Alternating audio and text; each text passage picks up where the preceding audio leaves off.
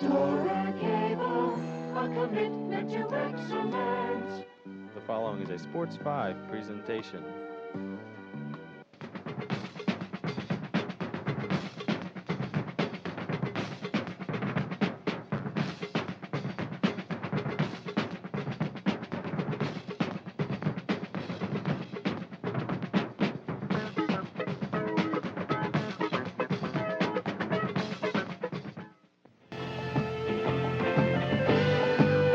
Store Communications Channel 5 presents NJSIAA Parochial B baseball action from the Westville Babe Ruth Field.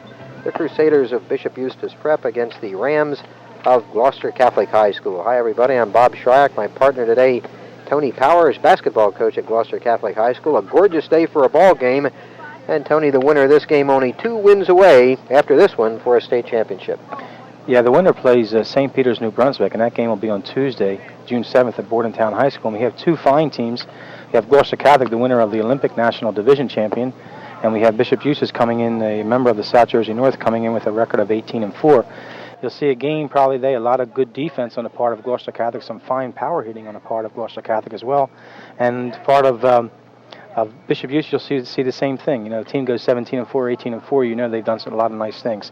I think you'll see a game that's going to be rich in tradition because Gloucester Catholic and Bishop Eustace have some fine rivalry going over the years. You'll see a game that, although they tried to play in the beginning of the year, it didn't happen. So I think we're in for a very, very nice game. Like you said, a beautiful day, and it's a great day for baseball today, Bob. Eustace 18-4, number 10 in the Courier Post poll. Gloucester Catholic 17-3. They're number 2 in both the Courier Post and the Inquirer polls. And you talked about that power, Tony. We have a field here with rather short dimensions. A beautiful field in Westville. 285 down the lines. The wind blowing out. You mentioned that Gloucester Catholic power, 24 home runs in the season. Could be a long day for the Bishop Eustace pitching staff. Unless their pitching staff is strong today, you're going to see a lot of problems. The other day we played, Gloucester Catholic played St. James here, and St. James is winning all the way. And then Gloucester Catholic played long ball, hit 2 big home runs, won the ball game 3-2 in the bottom of the 7th inning with Westville single. So you could see some home runs being hit out of there. 24 home runs, most of them being hit here. I'll tell you one thing, the fences are short, but in talking to a lot of people, the home runs have not been cheap hit here. So we see a lot of power hitters. We see Sacchetti and Ladicio with 12, 13 home runs between them, so they can hit the ball. Okay, should be a great ball game. We'll be back with the start of the Gloucester Catholic Bishop Eustace game right after these words.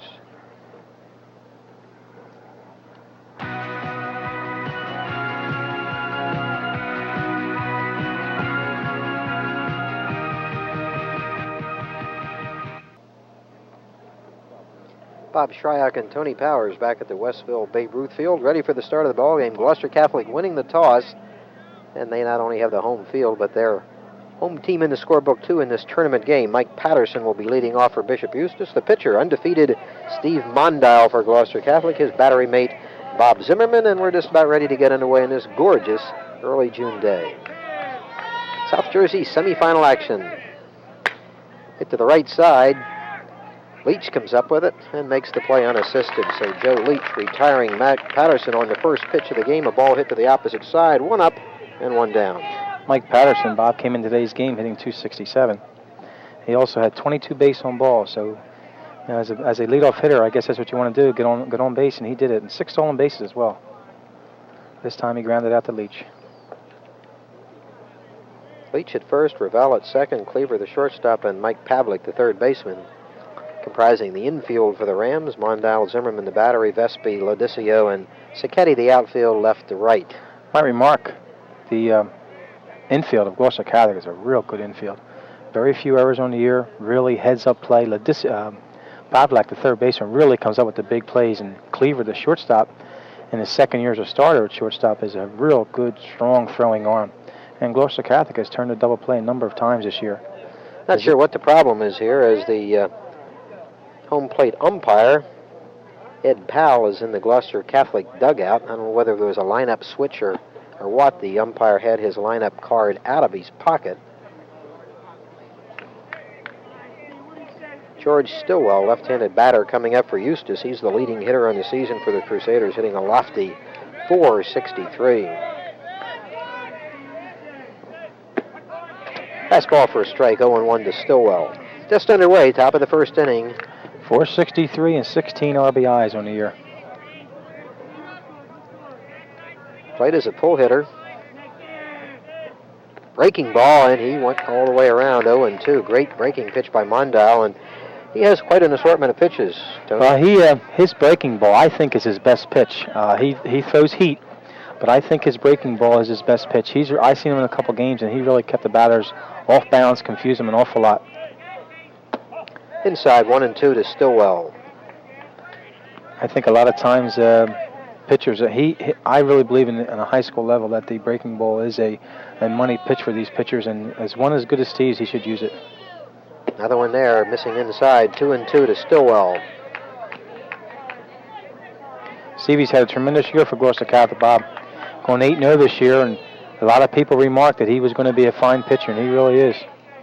To the left side, it's foul. Stillwell will come back, still a 2-2 count. Al Rodano coaching the Gloucester Catholic Rams. Joe Galliera for Bishop Eustace. Joe Galliera has been a Bishop Eustace for a number of years. Came over from from Camden Catholic. He was the head baseball coach at Camden Catholic for a number of years. Turned out some real good baseball teams, and he came over. He's now the athletic director at Bishop Eustace as well. 2-2 pitch to the left side. Short hop nicely by Parker and Pavlik and across to Leach for the second out of the inning. Score that one 5-3. Good play by Mike Pavlik at third base. As I was remarking, you won't see many balls get through this infield. I'm very, very excited in watching this infield play. They really know how to play the game. They've been taught. They've been coached very well. And they make very, very few mistakes, this team.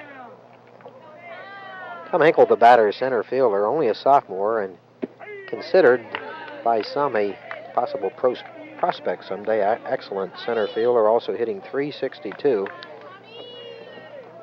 It's deep back in the box, outside 1-1. Looks like he really has to reach for that ball. Yeah, he's way off.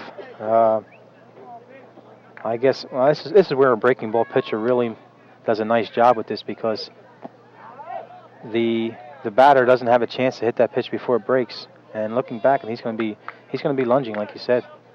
Anything on the outside part of the plate, he's going to be in trouble. 2-1, 2 outs, 3-1.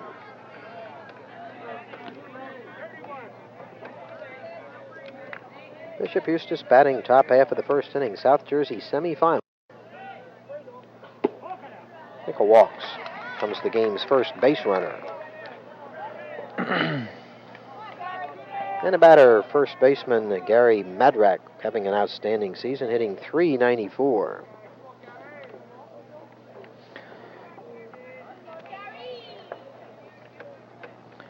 Hitting .394, Bob. He has 5 triples on the year. Short fences here, hitter's ballpark, and the wind blowing out. Madrak takes a strike. Good fastball by Mondale. I don't think we're going to see steal here, Bob. I hate to see the bat taken out of this kid's hands. We're only going to 0-1 count. It's early in the game. Breaking ball missing, 1-1. Mondale has a very good move over the first base, but the runner on first is not taking a big lead at all. Throw made to first by Mondale. Nickel gets back.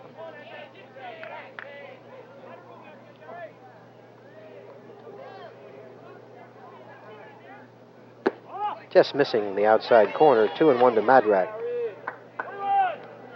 Mondale 8-0 in the season, 78 strikeouts and only 54 innings.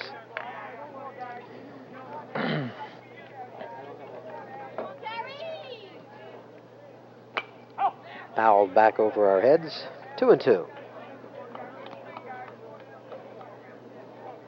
Good crowd gathering at Westville Babe Ruth Field for this tournament game. There's more down along this left field sideline, down at third baseline, than there is sitting in the stands. I would have thought there would be more people here, Bob. On Saturday's game against St. James, this place was mobbed. No parking places around here. The stands were completely full. Nickel running.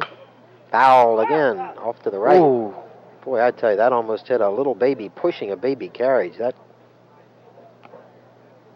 could have been disastrous. God forbid. I think hit and run that time, Bob.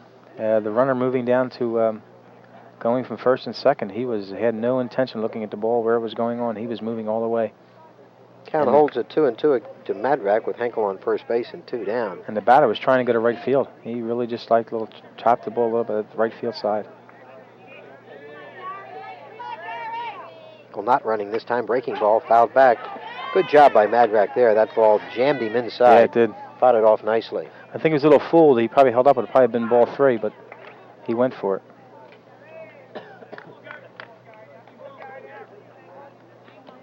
Bob Zimmerman, the Ram catcher, retrieving the ball. Called Mr. Guts. Junior catcher.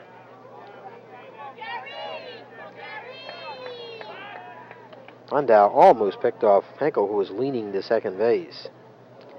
Stevie does have a good move. He threw one over earlier, just a little token move. This one was a nice move. 2-2 pitch. Henkel running. Breaking ball. Swing and a miss. Excellent. What's that breaking ball? Curveball by Mondow. So Madrak strikes out. First strikeout for Mondow. Bishop Eustace retired in the top of the first inning. We go to the home first. It's Bishop Eustace nothing. Gloucester Catholic coming to bat. Talked about the crowd gathering, and you expected more. Maybe most of them were over at the 76ers parade today, Tony. Probably was. I know in school today, we had many people in school. We had a lot of kids out. And I would say that the majority of those kids did go over to the parade of 76ers. And they say it was a great one. Championship parade flew, huh? Yeah. They said they had 60,000 people at the vet. I'm not sure of that, but they say it was a wild one. Paul Elmer taking his warm-up tosses for Bishop Eustace. Bob Wall, his battery mate. And Mr. Elmer will have his work cut out for him today against this tremendous hitting ball club, Gloucester Catholic. 24 home runs, a lot of 300 averages. Yeah. The defense for for Bishop Eustace, Gary Madrak, the first baseman. Darren DeAndre on second. Shortstop Mike Patterson. And the third baseman, Bob McClellan. The outfield, Lou Moya in left field. Tom Henkel plays center. George Stillwell, the right fielder. Behind the plate, Bob Wall. And the senior right-handed pitcher for the Crusaders, Paul Elmer. Elmer will be facing Mike Pavlik, Will Vespi, and Mike Ladicio in the home half of the first inning.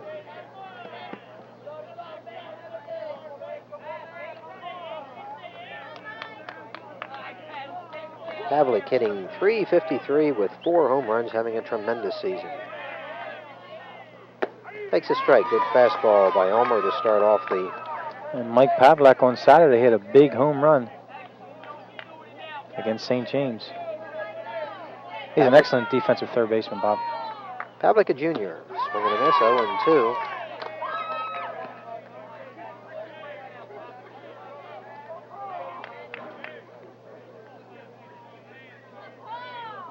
So Elmer on top of Pavlik. Foul off to the right side. That'll be out of play. Elmer's considered Bishop Eustace ace. 15-5 on the year. That's his career, I'm sorry. 15 wins and 5 losses career-wise. A football player as well. Real fine athlete, called by his coach, Joe Galera. He's the ace of the staff, so it's ace against ace. As well it should be. South Jersey semifinal action. 0-2 pitch. Swing and a miss. A pitch out of the strike zone that Pavlik could not handle, and Elmer begins activity in the home first with a strikeout. Threw nothing but strikes to Pavlik. I'll tell you, I think that's was probably a ball that Pavlik swung at that time, Bob. And I think if there's one weakness that Gloucester Catholic has is the fact that they really chase a lot of bad pitches. Aggressive hitting team. Will Vespi, the left fielder, hitting .230, takes a strike, and Elmer still has not thrown a ball. That's really something. I guess when you get good hitters, like you said, you called them aggressive, and they are aggressive. 0-2. They have a tendency to jump all over the pitch. Manny Singhin was Bob Clementi type of, Roberto Clementi type of hitters. Yogi Berra was another one that yeah, never swung at a strike in his life. That's the truth, yeah. Dave Cash was another one, played with the Pittsburgh Pirates and Phillies in Montreal.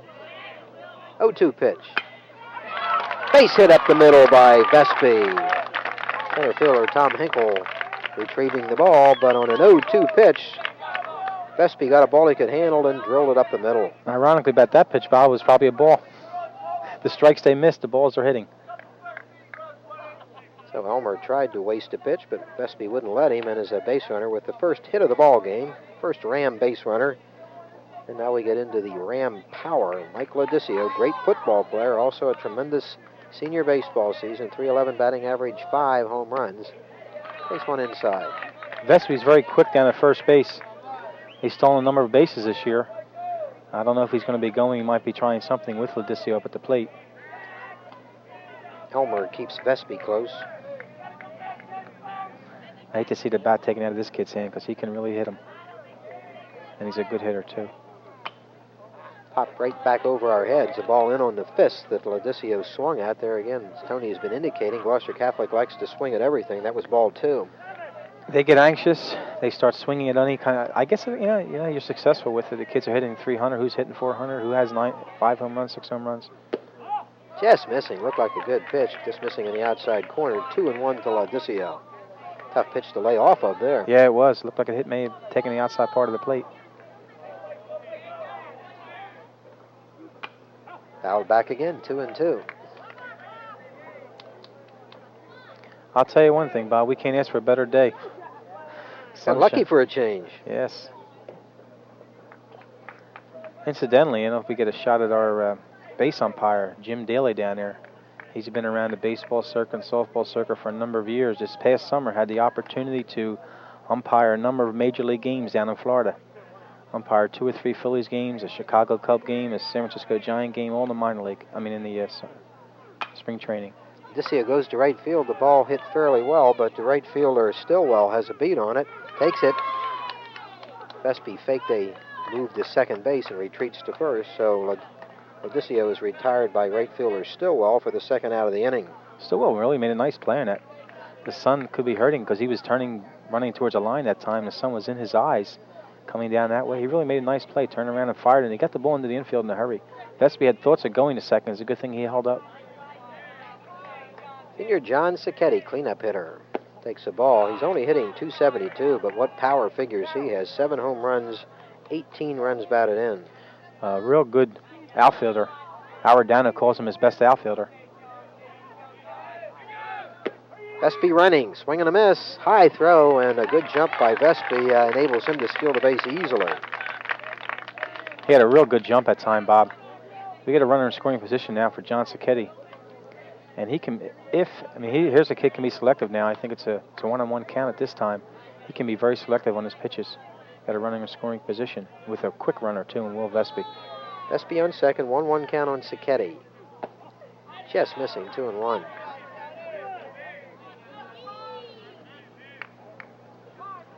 Home half of the first inning, no score at Westville Babe Ruth Field. South Jersey Parochial B semifinal. Sacchetti bounces it foul towards the Gloucester Catholic dugout, 2-2. Coach down third base, Tom Petrella for Gloucester Catholic, graduate of Gloucester Catholic. Been a football coach and baseball coach, assistants a number of years here since he's graduated.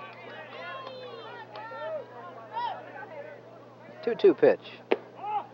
Full count, another tough pitch to lay off of. Well, I think it's umpire and looking at the number of pitches he's called balls. It looks like for us, of course, he's got a better view than we do. He's going with the batter this game. Full count pitch. Sacchetti hits it foul on the left field line. This might drift out of play, and does, just past the reach of Lou Moya. That might have been long enough to be trouble had it stayed fair. That's an indication there. That ball not hit real well, but with the wind blowing out and the dimensions 285 down the line, that could have been trouble. Yes, it could have. Gloucester Catholic has hit some home runs in this field. Bishop Eustace, we understand, was a little reluctant to play here because of that, Tony. Not real happy with the dimensions. They called. Vaticate's called strike 3. A little let-up pitch by nice pitch. Elmer, beautiful, and that's his second strikeout of the inning. Gloucester Catholic down without a run in the first. We've played 1 at Westville Babe Ruth Field. It's 0-0. We'll be right back.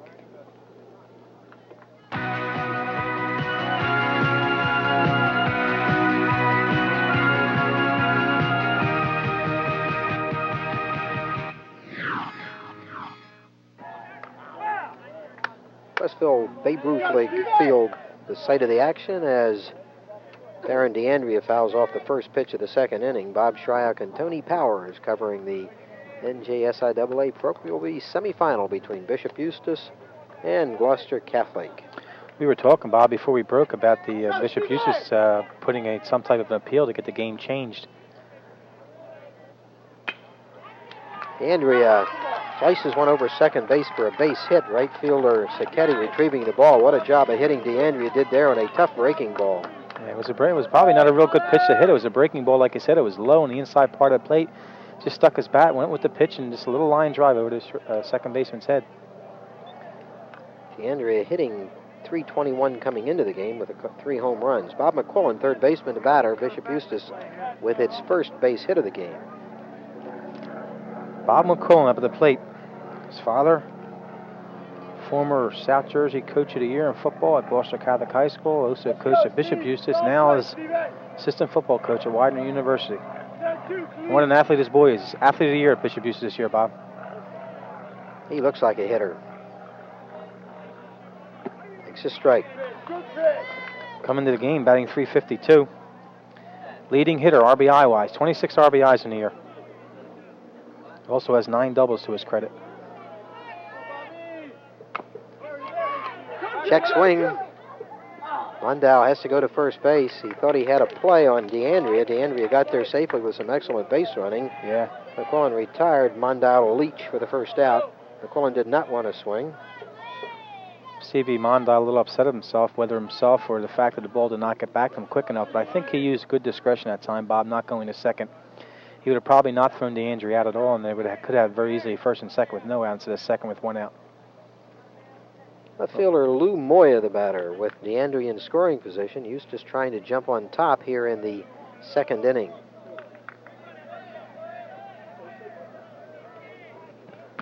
Swing and a miss. Good fastball by Mondale. 0-1. If we can talk about that again, about the appeal to Bishop Eustace, they made it through our athletic director, Jerry Scharf, and he called the state, and we were within our legal limits as far as offenses were concerned, Bob. So we played it here. No sense of taking home court advantage away, right? That's right. 0-1 pitch to Moya. Swing and a miss. A little late on that swing. 0-2. I think Moya that time was looking for a breaking pitch, and Stevie came in high. With a high inside fastball, and whether it was high or not, but it was inside fastball. And it was heat.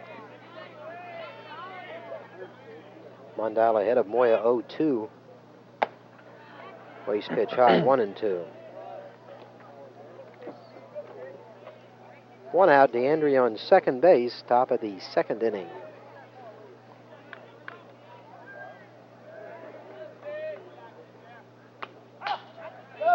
Fouled back by Moya, still 1-2. I think I'm watching Moya swing right now, and Mondale is really overpowering him at this stage. He's really having him set up right now. That pitch, 2 pitches that he swung at in these 2 previous pitches were both pitches he swung very late. This one right here, he just took it very fortunate to get a piece of it. A breaking ball on the outside ought to do it. Stevie really has him really set up right now with a breaking ball pitch. Let's see if he goes with it. 1-2 pitch. He got a fastball right in the outside corner. He really smoked it. That's why we're here, Bob, and not down there, right? Second strikeout for Mondale, second out of the inning. Great pitch, and just cut the outside corner. Yeah, good pitch. Designated hitter Harry Lohr, who's had a good power season for the Crusaders, 4 home runs. Hitting .288 coming in today's game. DeAndrea is still on second base now with 2 down. 1-0 to Harry Lohr. Harry Lohr is only a sophomore, Bob. He injured his knee. He was starting position. Now he's only a designated hitter. But he was starting in the beginning of the year. 2-0.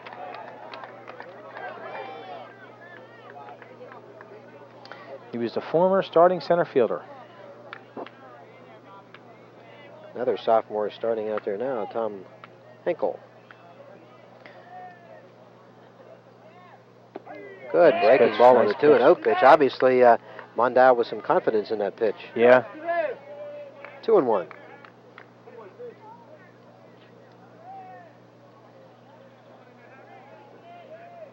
It's a fastball this time, 2-2. He's challenging the hitters right now. He's got a lot of confidence in that fastball. You're talking about his breaking ball. He threw a 2-0, which shows a lot of confidence. But he's challenging hitters right now. DeAndrea, the base runner at second. 2 outs, 2-2 on Harry Lohr. Swing and a miss, strike 3. Another strikeout by Mondal, his third of the game, second of the inning. And in the middle of the second, it's Gloucester Catholic nothing, Bishop Eustace nothing. Been a lot of baseball and softball on Channel 5 this week. Just watched Gateway Regional advance to the South Jersey final in NJSIAA Group 2 softball the other day with a 12-5 victory over Haddon Township. And tomorrow, it's Friday, scheduled to televise the South Jersey Group 1 final between Woodbury and Kingsway at Bethel Mill Park. High school sports, Bob. Love to see them, and of course, on Channel 5 we try to get around the Gloucester County area as much as possible, picking up as many schools in our market and as many different sports. It's such great exposure for the kids, too. I mean, they just love it. They put their names on TV, they hear their names, they see their pictures, they see the games, and I think it's great exposure for the kids. We never had that when I was in high school, although that was quite a few years ago. That was a few years ago. They didn't even have TV. They have TV? I don't think they had TV then. I think we had a black and white Motorola when I was growing up. Motorola, that was a big one. Yeah, that's true. Howdy Doody was on then.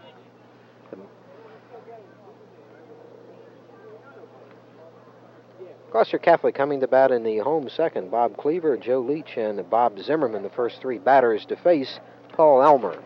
Elmer had an impressive first inning with a couple of strikeouts. Will Vesby did toss in a base hit and a stolen base. So each team has had a runner as far as second. Cleaver having a good year, the shortstop hitting .315.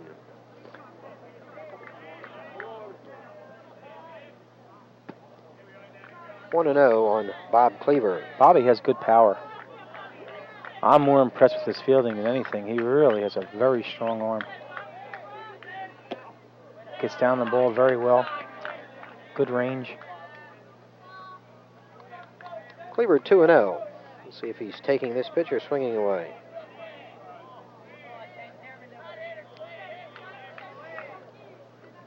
Taking all the way and takes one in the inside corner, 2-1.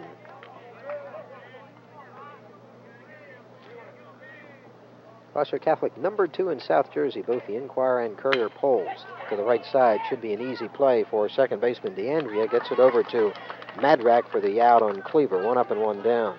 And you talk about Gloucester Catholic being number 2 this year, and they've been number 2 down to number 3 for the good part of the year. Number 1 team was knocked off the other day by Eastern, a team that Gloucester Catholic has beaten through the year. And then Morristown was number 1 for just about the entire year. And Gloucester Catholic has the opportunity right now. If they win this ball game, they could step right into being the number 1 team in South Jersey. That Eastern team, quite a Cinderella story latter part of the season. They have 10 losses. Well, Joe Hartman, a real fine coach over there, and he's got them coming along right now. 1-0 on Joe Leach. Leach hitting .250.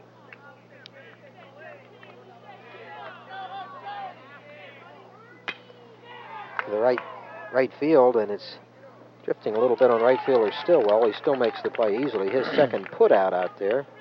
And Elmer has retired the first 2 Rams in the second inning. A pitcher's game so far, Mondal and Elmer.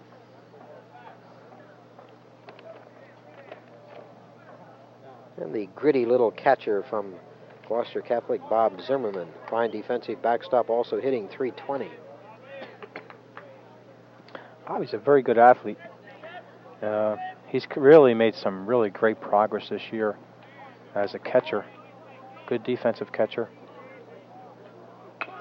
Bunningen bunts it nicely down the third baseline. McQuillan comes up throwing, but not in time to get Zimmerman. A great bunt by Bob Zimmerman, and he's on. That's enough to put a charge on the team. I was going to mention right before that Bobby is a split end for the or wide receiver for our football team, so he's quick, and he made a nice bunt down that third base line. But also McQuillan, I thought, made a really nice play. Came really strong and picked up, made a nice throw, but Bobby beat it out. Freshman Bob Ravel. Zimmerman picks up the second hit for Gloucester Catholic. He's pushed back to first base by Elmer. What an opportunity for this kid, Bob. coming in as a freshman, starting second baseman. Was not starting in the beginning of the year, and then they moved him up, and he's been doing a good job. A good defensive player. The strike right in the letters. Also hitting a .333. 0-1 to Bob Ravel. With Zimmerman on first base and 2 outs. Ravel, base hit into left field, falls in front of Lou Moya, and the Rams with a 2-out threat in the second inning as Zimmerman bunts his way on, then Ravel with a solid single to left. And that'll bring to the quite familiar name. Know him well. On Channel 5, Mike Linder. No, not that Mike Linder, but his son, the fine sophomore athlete at Gloucester Catholic High School, starter on the basketball team and having quite a season, although used sparingly, on the baseball team. Takes a ball. 1-0 on Linder, who's hitting a rather robust .555. He's been this opportunity before. Saw him hit. 2-0. He has 3 home runs to his credit, Bob, in the DH position. One of them a grand slam. One game he had 6 RBIs against Gloucester. It was a game that Mike televised, right? Yes, he did.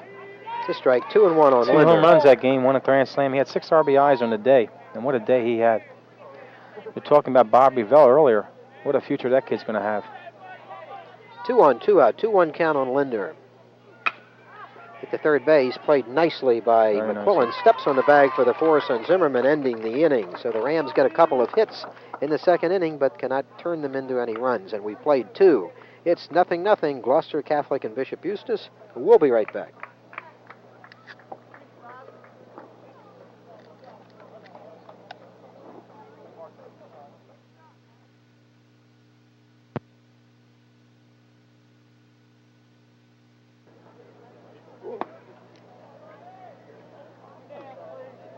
Bob Shryock and Tony Powers back at Westville Babe Ruth Field. Set the defense for Gloucester Catholic as we get ready for the third inning. Joe Leach at first base.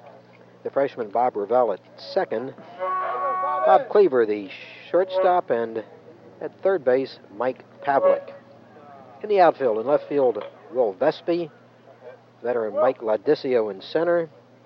And power hitting John Sacchetti in right field. Bob Zimmerman, the catcher. And Steve Mondale, undefeated at 8-0 on the mound. Bob Well, leading off for the Crusaders in the third inning, takes the ball. Ball, the Crusader catcher. No score. 2-0, just missing on the outside. Mondale thought that was a strike.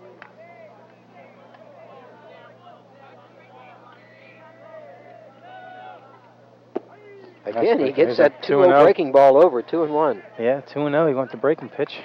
That shows confidence, like you were talking about before. Jams Wall, and he hacks it foul to the right, 2-2. Mondale doing a good job in and out, mixing his pitches beautifully. Stevie's a veteran pitcher. He knows how to pitch the game. Plus, his coach is a former pitcher around the South Jersey circuit from Gloucester Catholic High School. Fouled straight back, and I flinched as usual. Never make it as a catcher, Bob. No. I tried umpiring a few years in Little League. That was rough enough. My shins will never be the same. Umpire Jim Daly rubbing up the ball for Steve Mondale. Just lost our monitor, Tony. John Mondelli is taking it home with him. We'll do it on our own. 2-2 pitch. Full count. Well, what a record Albert Dano has. Over 100 wins. State championship to his credit. Oh, strike 3. Great pitch. Great pitch by Mondale, his 4th strikeout and 3rd in succession.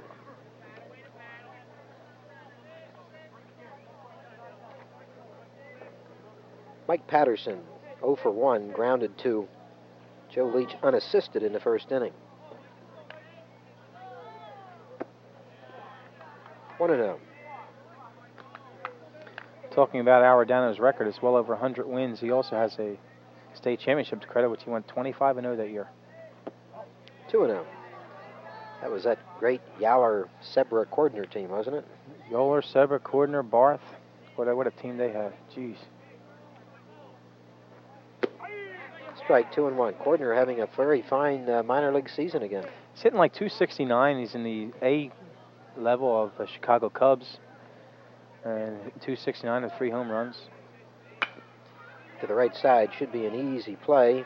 Ravel gets it over to Leach for the out. Patterson retired for the second out of the inning, and Mondal now has a little streak going. He's retired 5 in a row.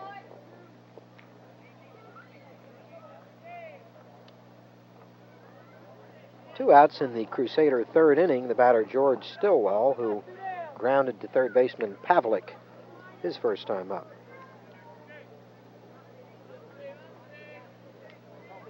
Pitchers and the defense is prevailing so far. No score. 1-0 to George Stillwell. Eustace 18-4. Gloucester Catholic 17-3. Eustace has an 18-4 record and finished third in their conference. Gloucester Catholic 17-3 and wins it. Kind of hard to figure. Yeah. 2-0 to Stillwell. Third straight batter Mondal has gone 2-0 on. And for the third straight batter, he gets the third pitch over. It's 2-1.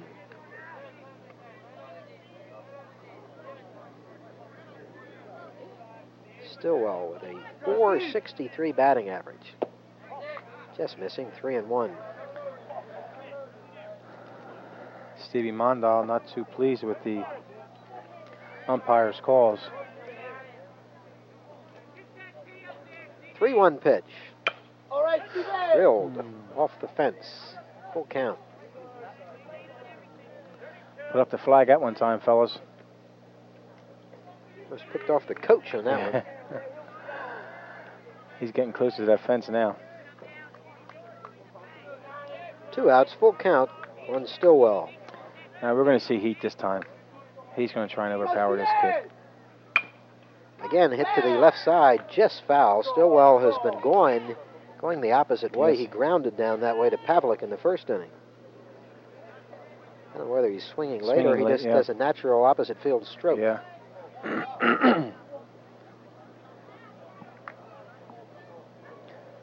It could be that he's swinging late because Stevie's fastball is moving. Not to take anything away from the batter. Full count pitch. He walks. Stillwell, a 2-out base runner. The second free pass given up by Steve Mondal.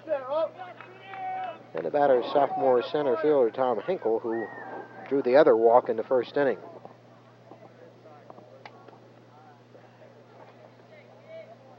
Eustace has had one base runner in each inning. Bob Hinkle came in today's game, 22 RBIs. Familiar position for him. Pickoff move by Mondal, good play by Leach. He really sets up deep in the box, doesn't he? Yes, he does. He looked like he had to reach for that pitch a little bit, and it was right over the heart of the plate. Right. John Mondelli returning with our monitor after he took it to his car, I'm sure. I'm surprised you're not seeing more breaking balls in it against this boy. A 1 pitch. There's the one. He tried to get over. 1-1 to Hinkle with 2 outs and Stillwell the runner on first base. Top of the third, no score.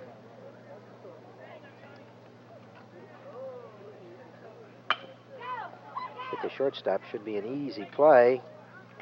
Second baseman wasn't covering on that. An unusual play. Kleber took it unassisted, was waiting for Ravel, who did not get there, but Stillwell retired nonetheless on the force, and as we head to the bottom of the third inning, it's still a 0-0 ball game.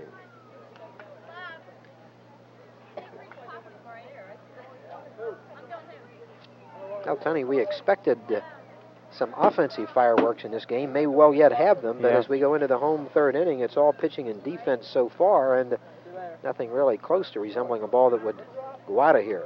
Yeah, we're in the third inning right now, and we're seeing a pitcher's duel, so to speak, although Gloucester Catholic's only bat 2 times. What do they have, 3 hits now, Bob? Gloucester Catholic with 3 hits, that's correct.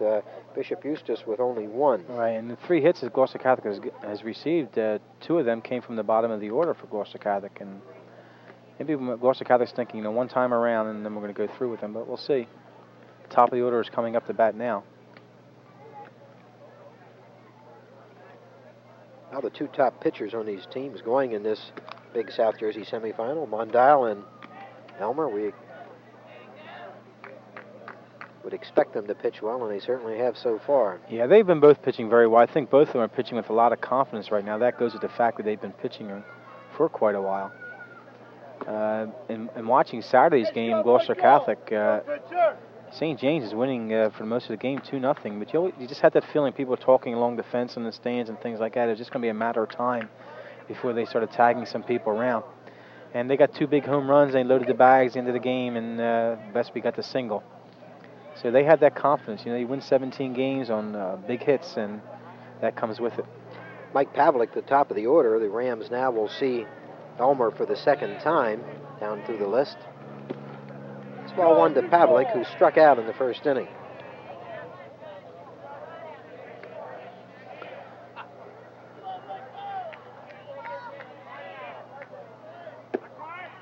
One and one.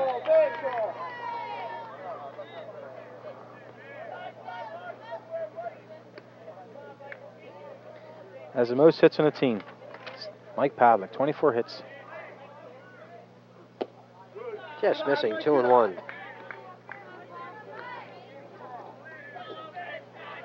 Not bad having a leadoff hitter, 4 home runs and 15 RBIs. 3 and 1. That's what Bobby Bonds used to do. He used to get a lot of home runs from the leadoff position. It's nice to get off with a 1-0 lead. Right you get away. your leadoff hitter hit one out right away. Yeah. Pavlik will study this pitch carefully. 3 and 1. Swing and a miss, and that was ball 4. Yeah, without a doubt. Over anxious. You're talking about Bobby Bonds starting off home run games off at home runs. I never forget Steve Carlton, first years with the Phillies. Threw a pitch to Bonds, he hit it for a home run, and Carlton didn't give another hit the rest of the game. Full count. Pavlik walks. Leads off the third inning in fine style for the Rams, and the speediest Ram is on first base with the meat of the batting order coming up. Will Westville, who has one of the 3 Ram hits.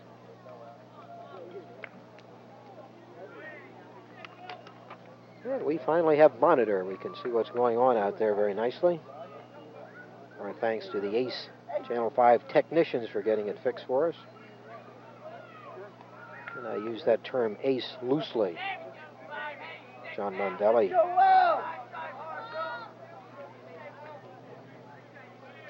Pavlik on first, nobody out. The shortstop. They get the force out. Can't turn the double play, but a good play by Patterson at short. Got it to DeAndrea for the force on Pavlik. Westville beat the throw back. That combination, Bob, shortstop, second base for Bishop Eustace, turned 18 double plays this year.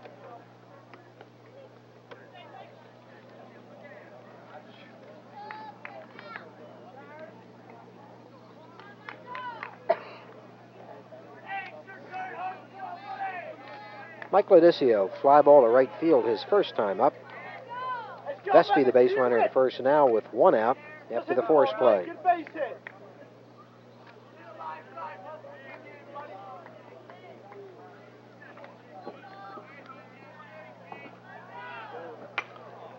Hit and run, fouled back. I'll tell you, Westville had a jump. There was no way they're going to throw him out. No way whatsoever they're throwing that boy out. He left before the guy was into his complete windup.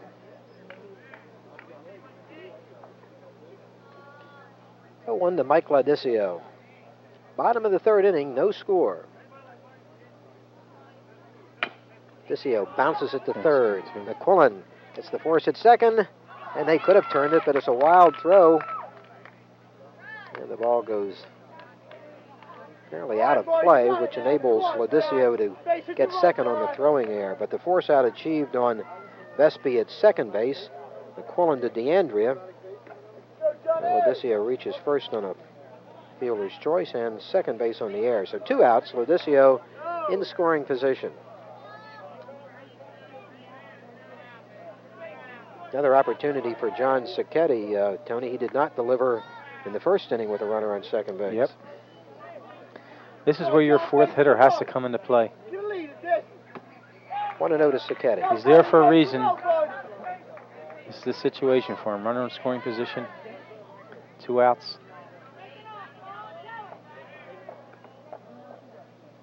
Breaking ball inside. 2-0 on Sacchetti, a strikeout victim in the first.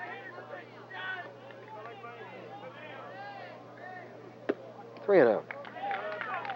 This is fastball right now. Bob is really tailing. It's tailing inside to the right-handed hitters. Does he have a green light here? I don't think so. I don't think so. Especially with the way Gloucester Catholic swings at the pitches. Too over-anxious. Way outside, Sacchetti walks on 4 pitches, so the Rams with 2 base runners with 2 outs in the third. Second walk of the inning given up by Paul Elmer, and his second of the game. Bob Cleaver looking down at the third base coach, Tom Petrella, has no doubt what he has to do with this situation. He's looking for some type of sign, and Petrella's not going to give him one whatsoever. Cleaver grounded out his first time up. Hit the left field, and handled easily by Lou Moya for the third out. So the Rams down without a run in the third inning. We finished 3.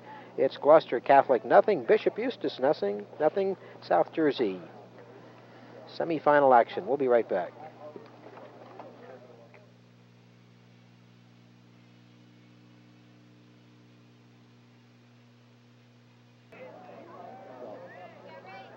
Gary Madrak fouls one back, leading off for Bishop Eustace in the 4th inning. Tony Powers, Bob Shryock at the Babe Ruth Field in Westville for the semifinal game in Parochial B, South Jersey. And it's 0-0. Good ball game. Mundow's breaking ball doesn't work. It's 1-1 to Madrak, who struck out to end the first inning. Eustace with only 1 base hit so far. Not finishing with that breaking ball right now. Not at all. He's throwing it high. It's not making any break whatsoever. It's a changeup, and he's not coming in hard with it. Swing and a miss. A late swing by the cleanup hitter Madrak. It's 2-2. We were talking about his breaking ball breaking very nicely earlier. He's lost it the last couple innings, and I think he's going to come back with the fastball and go back to that later on.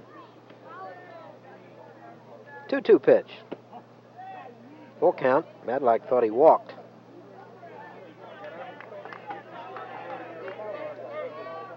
Mondow's been running a lot of deep counts the last couple of innings. Called strike 3. Great pitch. Second time Madrak has struck out, and the 5th strikeout overall for Steve Mondow. I'll tell you, that's outside part of that plate. I just understand how kids can stand up there with 3-2 count and take pitches like that. Yeah, that pitch pretty much cut the heart of the plate. Yes, it did. Darren DeAndrea, who has the only Eustace hit, a single to right field in the second inning.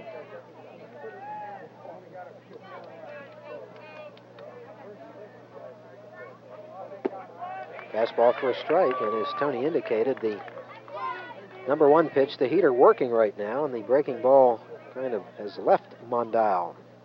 Comes back with another fastball, strike 2. Might as well stick with that. Yeah, you may as well. Right now, Eustace is not hitting it one bit. There's no reason in going with anything else but that. I think the batter that time asked if the umpire would wait until he got set before Mondow pitched. Kid Powell wasn't ready for Mondow to deliver. They're trying to slow Mondow down a little bit.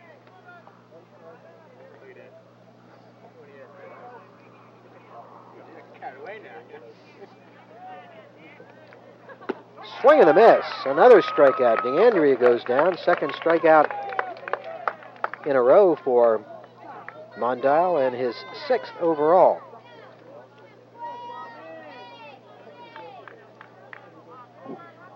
Bob McQuillan. He threw 3 straight fastballs all down the heart of the plate, and he challenged him. Let's see what he's going to do right now. Ball 1 to McQuillan, who grounded back to Mondow in the second inning.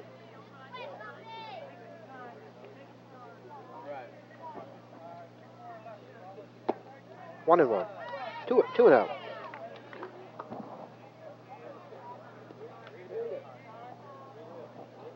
Two outs in the Eustace 4th inning. There's a breaking ball. Really Returns 2-1. Really fooled him that time.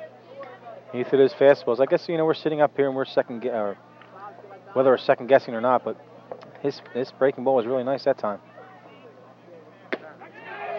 Fastball is really smoking though right now, 2-2. Yeah, they're not even, Bob, they're swinging very late on his pitches right now. I think what's happening, they're really off balance, they're confused. And Stevie's mixing up his pitches. 2-2 pitch. Overthrew. Count again. Overthrew that time. He's run a lot of deep counts, but has only walked 2 so far. Well, he's going to come back fastball again. It's going to be interesting to see if this kid's going to stand up and take this pitch. Full count pitch. Swing and a miss, strike 3. Mundell strikes out the side, has 7 overall. And Eustace down without a bang in the 4th inning. We go to the home 4th. It's still a 0-0 ball game. Gloucester Catholic coming to bat. Well, that was some impressive inning of pitching right there as Mundell talks to plate umpire Ed Powell. I think what they're discussing is the hitter before was not set into the batter's box, and he was throwing. And they're trying to slow him down a little bit because right now he's in a groove. And they told the umpire to slow him down, and he did. He forced him one time to back off on a pitch. Nonetheless, he still struck out the side. Easy to see why he's 8-0, and before today had struck out 78 in only 54 innings of work. 7 strikeouts in 4 innings today. And the stranger thing about that, Bob, is the fact that I don't think Stevie's breaking ball is working well at all. In the previous games, his breaking pitch I felt was a key to it all. He would throw that thing and set him up with the fastball. But right now, his fastball seems like it's the only thing that's really doing a job for him. He's throwing the breaking ball in a number of situations, but nothing like the last 2 you saw him throw pitches that were way inside and high. And the breaking ball is not really a good pitch for him today. He can come back with it every now and then, but his fastball right now is really working for him. Bottom part of the Ram batting order coming up in the 3rd inning. Joe Leach, Bob Zimmerman, and Bob Ravel. Zimmerman and Ravel with a couple of hits in the 2nd inning. Paul Elmer pitching a fine game for the Crusaders as well. He's given up only 3 base hits. Power-hitting Rams have yet to dent the scoreboard. The batter, Joe Leach, fly ball to right field, first time up. Goes to right field again, could fall and does for a base hit in front of Stillwell. And Joe Leach begins the Ram 4th inning with a hit. 4th base hit for the Rams.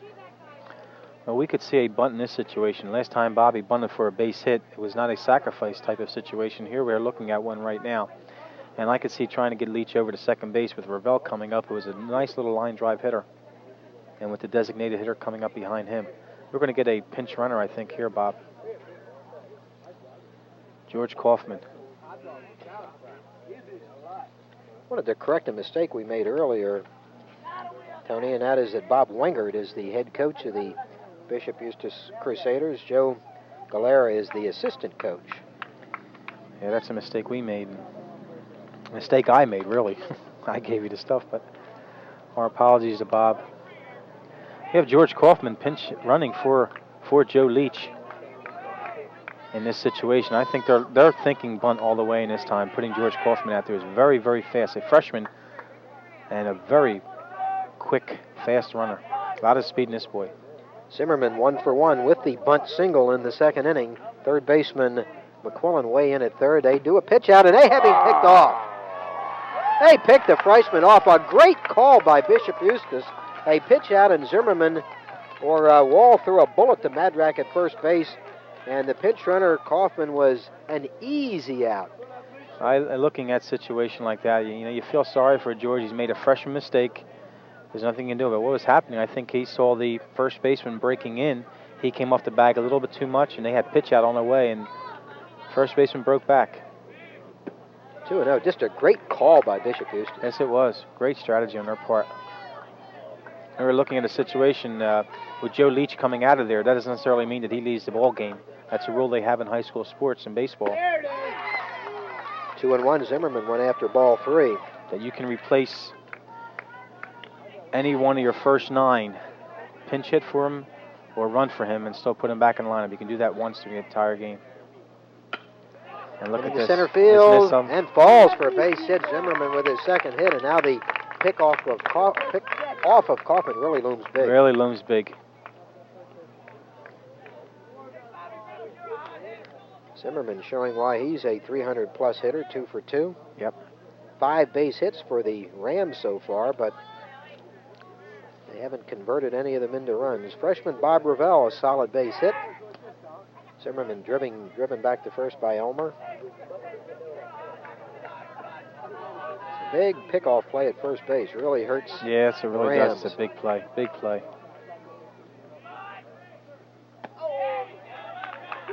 Too high.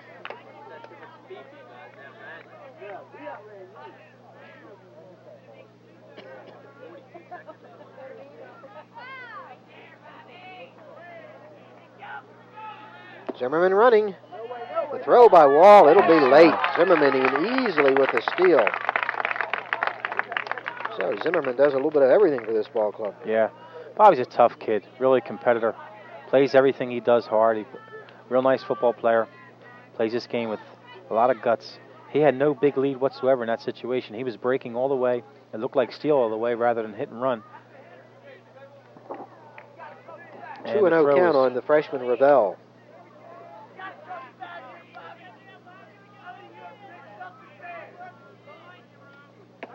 It's a strike, 2-1. The Rams trying to unlock the scoreless tie in the home 4th inning. We can hit, the umpire's calling 1-1. I think we have 2-1. Gets away from Wall. That'll send Zimmerman to third base on the wild pitch, and the Rams now with an excellent scoring opportunity. The umpire's got to be confused in this situation, Bob. He showed 2-1 on the pitch before that ball, so it should be 3-1. I think so. But he showed 1-1 that time. I don't. First pitch to Ravel was high. The second one, he stole one. And then the strike. Infield in now. Shortstop Patterson, second baseman DeAndrea. Hit into center field, base hit. That'll pick up Zimmerman with the first run of the game as the freshman Bob Ravel with his second consecutive base hit, and the Rams lead it 1-0. I'll tell you, you talk about a shot in the arm for a team. You talk about a shot in the arm for a kid. There's a freshman out there, Bob, playing in the championship baseball team, coming into this lineup, breaking in about mid-season, comes into the game batting .333, has 2 hits in a championship game. That kid's a tough player. He's got a future ahead of him in baseball. Mike and a Linder real nice boy, too. Up for his second time. Hit into a fielder's choice first time up. Kickoff move by Elmer drives Ravel back. 1-0 Rams on the RBI single by freshman Bob Ravel. Now you go back to that successful pickoff again, and you see the possibility of what could have been a big inning disappearing. Big inning, it's the truth. You're looking at a situation and possibly could still be first and second with no outs instead of first and man on first with 1 out. 1 on, 1 out, a run in. Another pickoff move. Both of those plays have been close. I think Ravel's getting off a little bit too far. He's not reading that pitcher at all. 1-0 to Linder.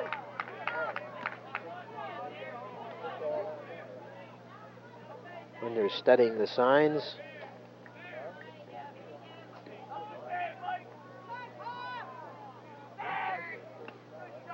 Now we're making a lot of moves to first base, like Bob Welsh did for the Dodgers against the Phillies last night in that one-hitter. 1-0 pitch. Ravel running. Linder pops it straight up in the air, back over the backstop and out of play. Another hit-and-run play. Yeah, well, I don't know if it was a hit and run as much as a steal all the way, Bob. I think right now they're challenging the catcher's arm from Bishop Eustace. He hasn't thrown anybody out. It hasn't been close yet. The 2 times that people have attempted to steal, both times have been bad throws, and right now they're testing his arm. It's be interesting to see if Ravel goes again. Elmer with another throw to first base. 1-1 on Linder with 1 out. The Rams have broken the tie, lead 1-0 here in the home 4th inning.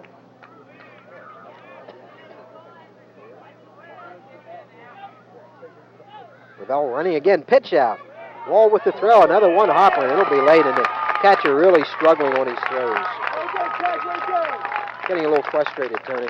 Yeah, I think it's a good observation on the part of the coaching staff of Gloucester Catholic to notice that the boy does not have a strong arm. It's a shame, but and right now they're going to test his arm all the way. And he is frustrated, I think, right now. What a day for Bob Ravel. A couple of base hits, an RBI, now a stolen base, and he's in scoring position for Linder. Count 2-1 on the sophomore. Into the left field and hit well. This ball could be trouble. Out of here, home run. Mike Linder. A 2-run homer, and Gloucester Catholic leads 3-0. The sophomore, who has been used sparingly all season long, usually in the DH spot, with his 4th seasonal home run. It's 3-0. What a time to come, boy. He's hit home runs. He's got 4 this year, and all come at big opportunity times. The 1 grand slam, the second 2-run home run of the year so far. He picks his spots to do it. So it's 3-0. Joe Leach started this inning with a base hit. He was pinch run for by George Kaufman, who was immediately picked off first base on a fine pitch-out call by Eustace. That made 1 out, and then Zimmerman singled, stole second, scored on a single by Ravel. Ravel stole second, and then the 2-run homer by Mike Linder. We have a 3-0 ball game. And you look at Bob Ravel, and he's been all around this situation. I think he's caused an awful lot what to happen here. He got the RBI and then a stolen base. And some activity in the Bishop Eustace bullpen as the Rams have broken on top with 3 runs here in the 4th inning. Top of the order, and Mike Pavlik, who's 0 for 1, walked last time up. Pops it foul and out of play to the right. You have Andy Kavulich warming up for Bishop Eustace right now. Bob in the bullpen. Sophomore. 5-2 on the year.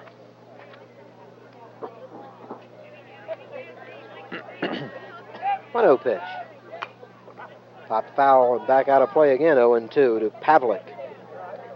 So the bottom part of the Ram batting order has caused all the trouble today. Yes, they have, and they're the ones with all the hits.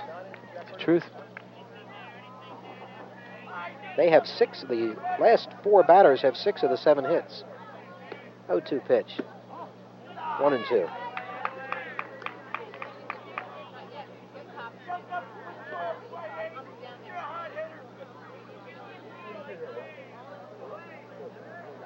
Swing and a miss. Pavlik again going for a pitch out of the strike zone. He strikes out for the 2nd time, and Paul Elmer does a good job coming back, getting the 2nd out after the home run blast by Linder.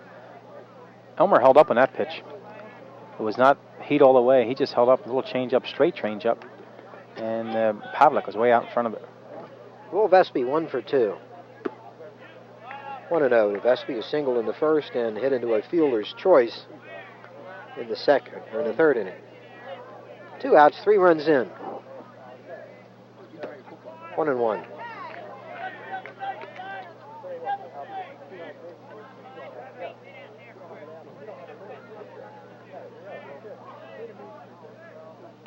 Swing and a miss. Vespi reaching for 1. It's 1-2. Will's a sophomore, Mike. Also a basketball player, as well as Linder. Foul off to the left towards my car. Missed it. How all those cars in that parking lot, that thing misses. 1-2 to Vespi. Gloucester Catholic breaking a scoreless tie in the 4th inning with 3 runs.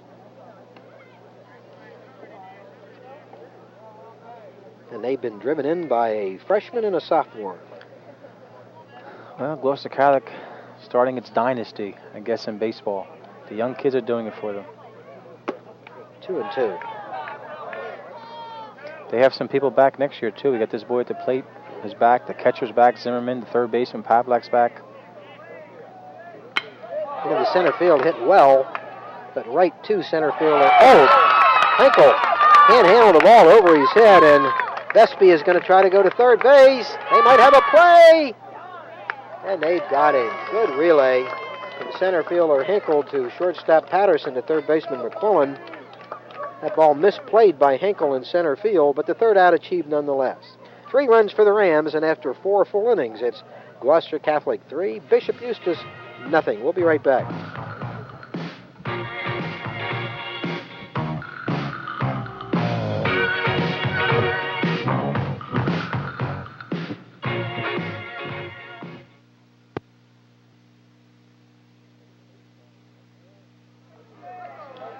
Fifth inning baseball in Westville.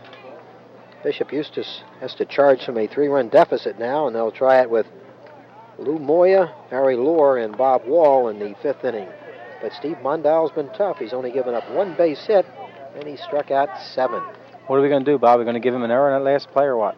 I think that's definitely an error, misplayed. It might not have been touched, but he should have had the ball. I think so, too. And I'll tell you, Vestby really... Popped straight up in the air. This one should be handled by somebody. Leach charging down the line at first in foul territory. One-hands it for the out on Moya. Vestby, he hit the ball very hard. It was a nice line drive. He really showed some great hustle. He never broke stride coming around second base, and his intention was to get the triple. He probably used bad judgment, but nonetheless, you have to credit him for the hustle there. With Ladicio coming up to the plate next, the runner in scoring position really helped. But you can't fault the boy. He was hustling all the way. Harry Lohr, designated hitter, struck out his only time up. 1-0. Bishop Eustace has had only 3 base runners. Stillwell and Hinkle on walks, and DeAndrea on a base hit, the only hit for the Crusaders. Now back 1-1.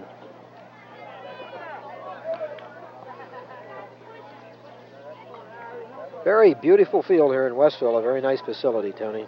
Yes, it is. They just must have cut the grass because it really looks nice out there, and they did something with the infield dirt too. It looks nice.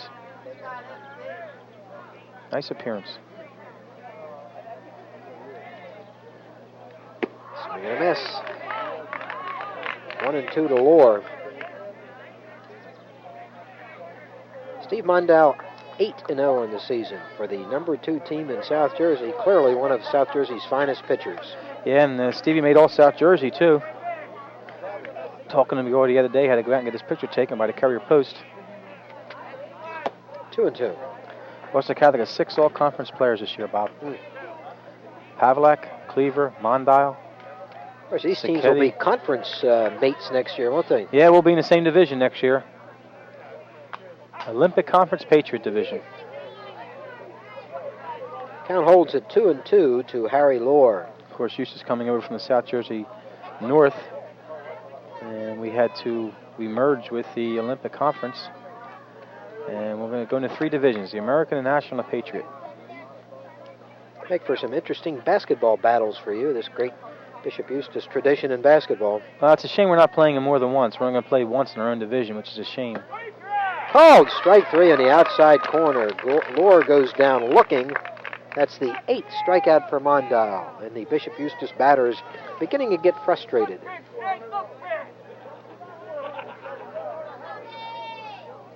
Catcher Bob Wall, also a strikeout victim. 2 outs, 5th inning. Breaking ball misses, 1-0.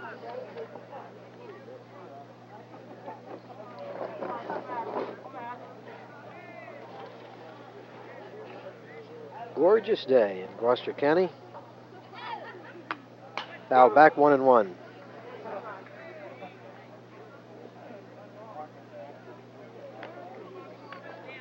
Couldn't have had better day for the 76ers championship parade. Yeah. Fouled again. Well, Stevie, we're talking about the breaking ball and the fastball, and right now he's going with the fastball all the way. Now he has his boy set up here. It might be interesting to see if he does come back with the breaking ball. Right now his best pitch is that fastball, and he's staying with it. 1-2 count. Strike 3, another great inning for Mondale. 1-2-3. He has 9 strikeouts through 5 innings. And we head into the home 5th. That's the Gloucester Catholic Rams 3. The Crusaders of Bishop Eustace, nothing. Mondale in total command, it looks like now, Tony. Yeah, he is. He's got 9 strikeouts, and it's just like it's snowballing for him right now. He has confidence, and right now we talk about the fastball, and he's not even concerned about how if they're fastball hitters or if they're not fastball hitters. He's just blowing it right by them. I haven't seen Eustace, and they're swinging right now, and every swing is a late swing. They're not out in front of any pitches. That means his fastball is really humming at this stage. It's like you're talking about the confidence building right now, and it's a fine thing for Stevie do this. One of these 2 teams will move on to the New Jersey semifinal next Tuesday at Bordentown against St. Peter's of New Brunswick. And St. Peter's, New Brunswick knocked off the number 1 seed, St. Joe Hamilton, last week or the week before, and that's a nice shot in the arm for them. They're just waiting around right now to play Gloucester Catholic or Bishop Eustace.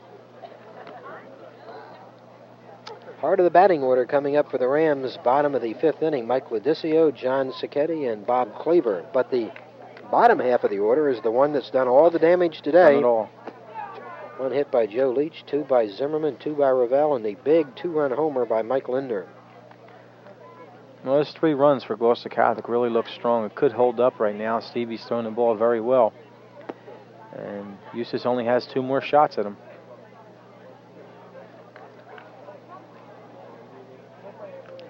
Lodicio 0 for 2, reached on a fielder's choice his last time up. Mike Lodicio, possibility of going to Temple this year on a baseball scholarship. Just voted last week the Male Athlete of the Year at Gloucester Catholic. All South Jersey football, all conference baseball. First of all, what a workhorse he was for the football team. A tremendous senior season. Well, Tom Icavone once said that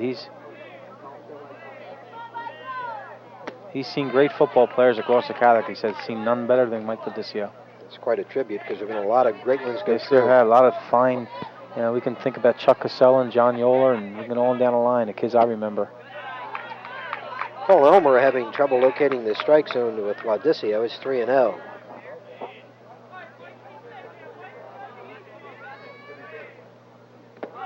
Lodicio walks on 4 pitches, leading off the home 5th inning. And cleanup hitter John Cicchetti, 0 for 1, walked his last time up. Rams would like to add some insurance runs. It's a fine Bishop Eustace team. 3 runs, not really a big margin in this ballpark. 1-0 on Cicchetti. No, it's not, Bob. You're right. Runs.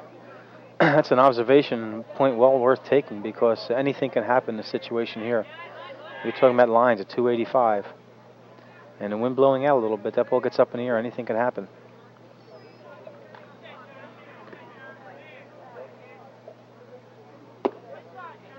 Cicchetti takes it low.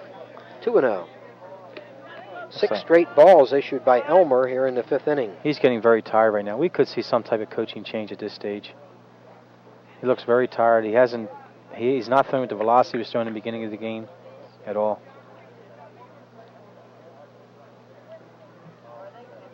Bob Wingert out to talk to him again. And there will be a pitching change for Bishop Eustace. Who's that? Kavulich? Andy Kavulich. Andy Kavulich. Kavulich 5-2, which matched Elmer's seasonal record. Nice ERA. As a matter of fact, his ERA significantly lower than Elmer's at just under 3. We're going to take this break from the Westville Babe Ruth Field and be right back.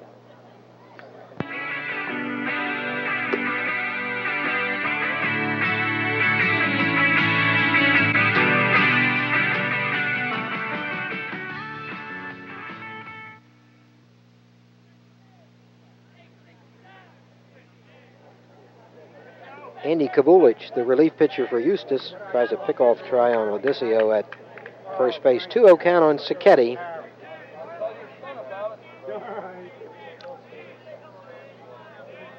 Lodicio running. It's inside. Wall with the throw. Better throw this time. Yeah. But Lodicio nonetheless slides in with the steal. Much better throw. Nice strong throw by the catcher that time. I think what hurt him, the ball was inside and he had to go reach in for it and then come up throwing. Had the ball been down the heart of the plate, it could have been a tougher play. 3-0 count on Cicchetti with nobody out. Lodicio on second base. All 4, so Bishop Eustace pitchers have yet to throw a strike in the 5th inning. That's 2 walks on 8 pitches. Cicchetti walks for the second time. And now we get down into the dangerous bottom half of the Ram batting order. Yeah. Bob Cleaver, however, 0 for 2. 2 on, nobody out. Ram 5th inning. Pickoff try.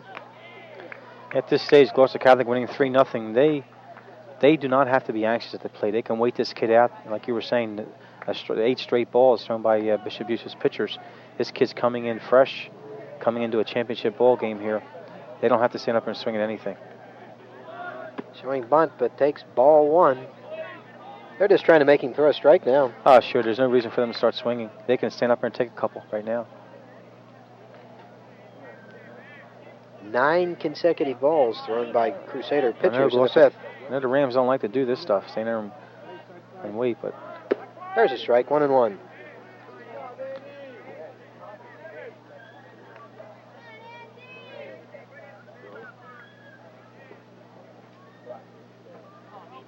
Odissio in second, Sacchetti on first. Nobody out.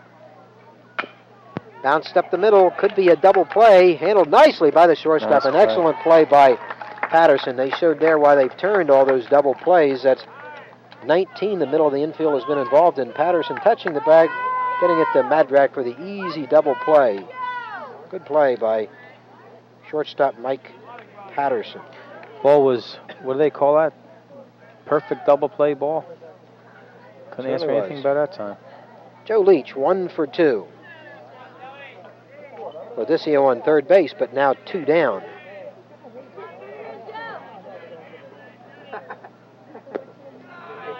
Breaking ball outside. Good stop by Bob Wall.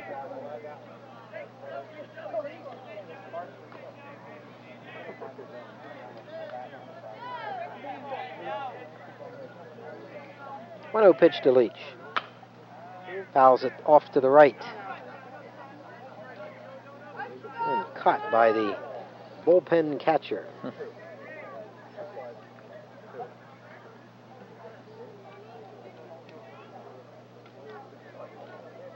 3-0 lead for Gloucester Catholic, bottom of the 5th inning.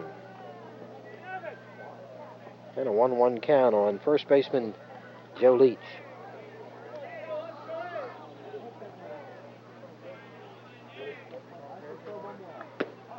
Just missing inside. Good fastball by Kavulich. 1-2, or 2-1.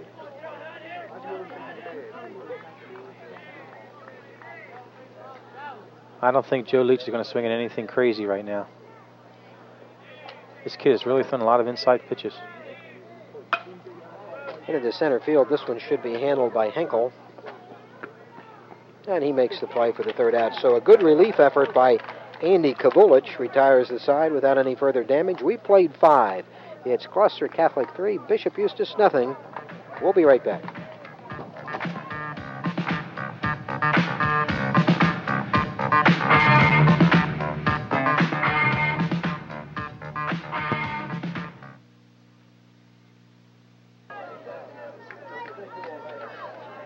Steve Mondow working on a one-hitter for Gloucester Catholic. He'll face the top of the Crusader batting order in the 6th inning. Patterson, Stillwell, and Tom Henkel. Patterson, the leadoff hitter, 0 for 2. Tries to bunt his way on. Havlik charging. And gets his man down. The ball was dropped. Daly threw him out. He had him out. Daly then called him safe. He called him safe. He dropped the ball. That was a great play by Pavlik. Oh, he came up. He had his eye on the ball all the way and threw a really nice play. Real nice. So we have to score that one an error on first baseman Leach because he was out. Call was made. No question there. Good charge play by Pavlik, but he had difficulty getting the ball out of his glove. Finally made the play in time, apparently, to get Patterson. But I'll tell you, he had to run a long way. He came all the way down that line. He was playing back deep third position. He came all the way down. The grass slowed it up a little bit, and he had to make an even tougher play. George Stillwell, 0 for 1, walked his last time up. Mondow keeping Patterson close. The Crusaders down by 3, trying to rally in the 6th inning. Mondow had retired 7 in a row before that error. Stevie Mondow pushing his kid back. Stevie's got a real good move to first base, and the kid from Bishop Eustace better not take too much of a chance coming off because he can throw the ball well.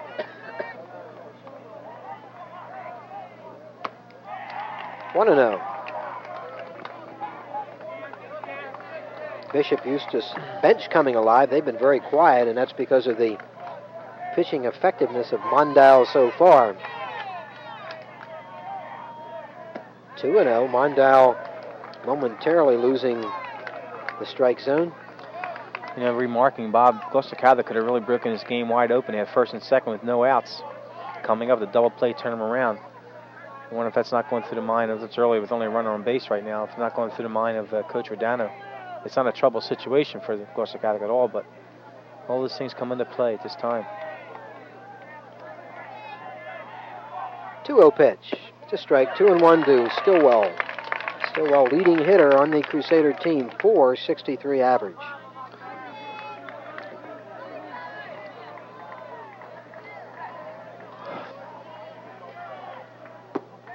Three and one. Stillwell may have the take sign on here all the way.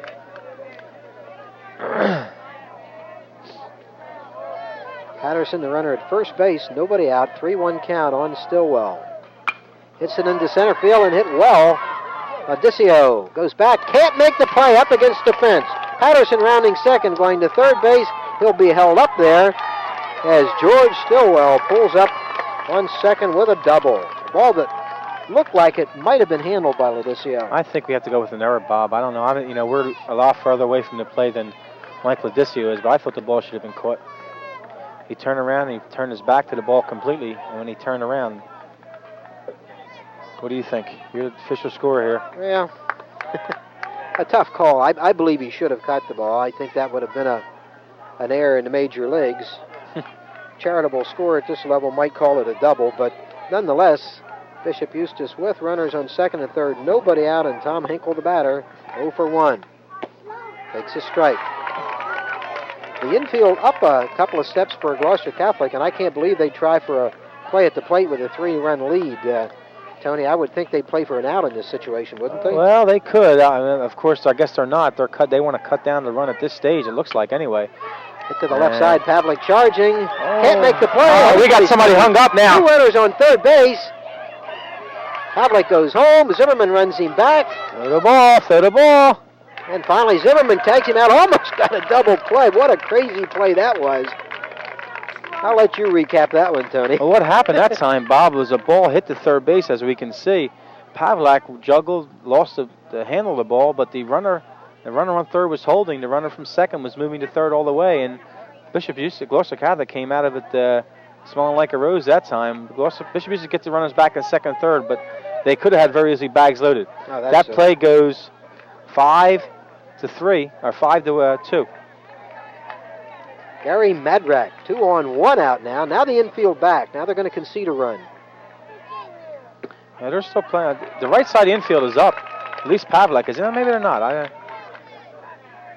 It's hard to say. 0-1 on Madrak. 1 out, 2 on. Swing and a miss. A ball popping out of Zimmerman's glove, and that hit the umpire, yeah, it looked like Ed it did, Powell. Yeah. And he may be injured. Boy, they take a beating back there and just do a tremendous job. I know. It's amazing. Umpires never right, according to the players and fans and everything else, but they do a great job. They hardly miss many calls. So Bishop Eustace with some base running deficiencies that could really cost them dearly. Patterson was on third. Stillwell was on second. The ball hit to the left side by Hinkle. They had a man in a rundown and picked off the runner at third. Stillwell wounding up on third base and Hinkle on second. That's going to turn out to be a very big play for them, I believe. You're looking at bags at that time with no outs. Instead, we're second and third with 1 out right now, and this batter in the hole. Ed Powell trying to shake it off. And Gary Madrak, the batter, concentrating. He's a key man for Bishop Eustace in this ball game. No question about that. They have to get a run in here. Yeah, Stevie Mondai has to center his sights right here and not thinking ahead of what's going to happen if he gets on him. But he has to put his sights right to this kid right now. And we're looking at a 0-2 count. And Stevie does not have to get crazy, doesn't have to get cool right now. Just come down the line and throw your best pitch at the boy. Madrak, the cleanup hitter, has had a rough day. Been up twice, struck out twice. Big spot for him here. And Madrak's a .394 hitter with 13 RBIs in a year. Just missing.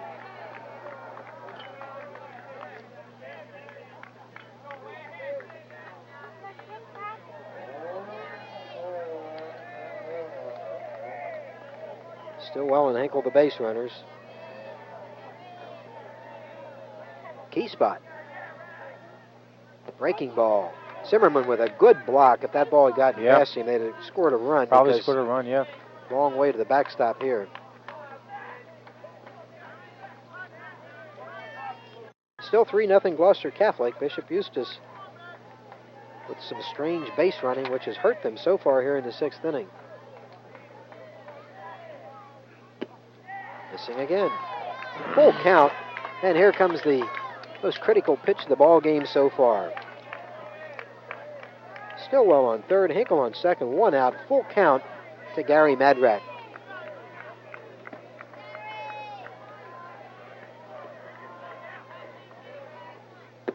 Just missing. Whoa, tough pitch. Tough pitch is right. And Coach Verdano does not like that one, especially in a situation like this. But, hey, the umpire has a better shot than we do right now. Looks like it hit the loaded for Bishop Eustace. 1 out, 6th inning. Great spot for the Crusaders.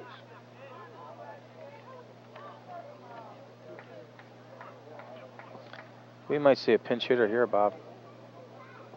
Pinch runner, I believe. Pinch runner, yeah, definitely. John Malloy. John Malloy will run for Gary Madrak at first base. The Ram infield gathering around Mondale. And Coach Verdano out to discuss things as well. Well, Bob, you know, we're looking at 1-0 and 1 out. Bags loaded. I think Gloucester Catholic would probably be better off. I mean, of course, not me being a baseball coach, but sitting back and giving up the 1 run rather than give up the run, surely. Yeah, and see what happens. See how they do play. They could sit back and play in double play position. That's the that's the alternative right now. But we're going to see. 3-run lead, no percentage playing for the out at home. No.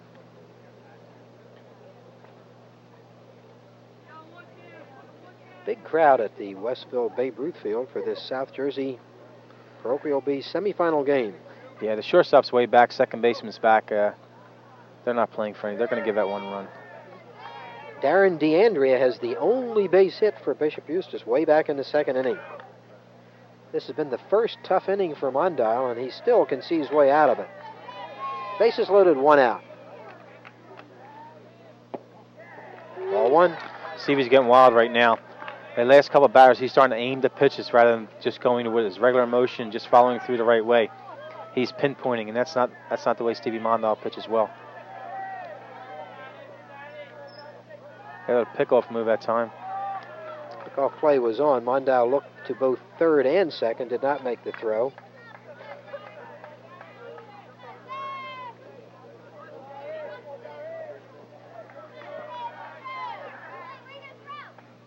It's a strike. Good fastball by Mondale, 1-1. Mondale can use his strikeout. He's already got 9 of them. 2-1. What a great fundamental catcher Bob Zimmerman is. It's amazing. You just took the words right out of my mouth. I was just watching him, the play he made at one time when you say he may have saved the run that time. And just now, coming out off the bag. 3-1 to Darren DeAndrea. Bases loaded, no place to put him. And I would imagine he'll be taking on this pitch. Well, I don't want to guess. 3-1. Ball 4. Mondale walks in a run. DeAndrea goes to first base. Stillwell checks in with the first run of the game for the Crusaders. And Coach suddenly Verdano it's a 3-1 ball down. game. He's looking down right now to a guy warming up out there, Pete Gowassen. And he can't afford to go out into that mound and talk to Mondale again because that's it. Now, this ball game has really turned around in the 6th inning. And I'll 2 tell you, errors did it. And it could be worse.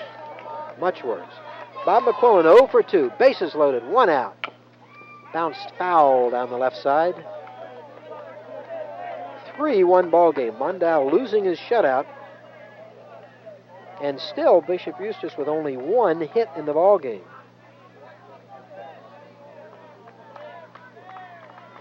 Well,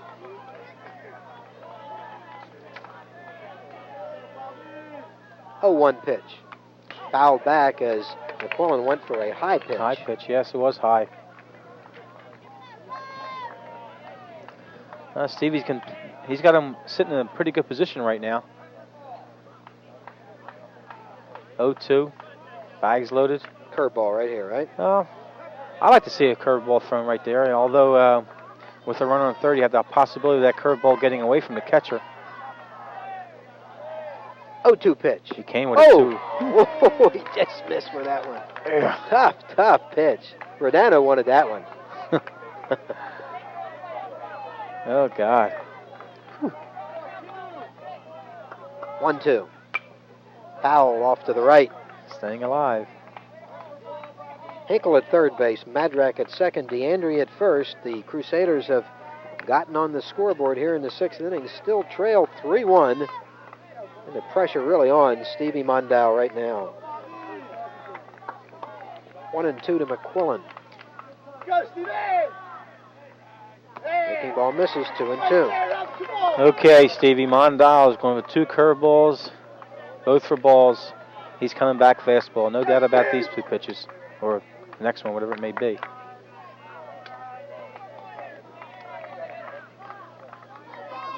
Two pitch. Hit in the left center field. This could be trouble. Base hit. Going to get 2, Bob. They're going to get 2. Madrak scores. DeAndrea stopped at third base. A double for McQuillan ties it at 3. What a comeback by the Crusaders. He was jammed, too. That was not a real good pitch to swing at. He jammed, and really, I thought it was a fine pitch by Mondale. He jammed him, and he put it in the gap between left fielder and center fielder. And I'm looking at Albert Downer right now. He's got to be thinking along the lines where he's going to make a switch right now. Mondale's, although it's the first hit this inning for Bishop Eustace, it's comes up with a big hit, but he's been wild. He's got himself in a hole.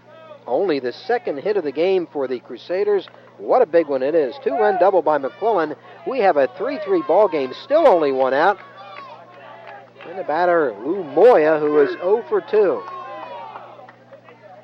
They had somebody missed a sign, and getting back safely to third base is DeAndrea. I don't know. I think the batter missed a sign. Batter missed a sign. It looked like the suicide squeeze. It was definitely on, without a doubt. Well, maybe not. He's talking to the runner now. It could have been the other way around. Maybe misread by the third baseman. Yeah, somebody missed one, that's for sure. I know. Well, there was some confusion somewhere, no doubt about that. DeAndrea on third, McQuillan on second. 3 runs in, only 1 down. It's a 3-3 ball game, 6th inning.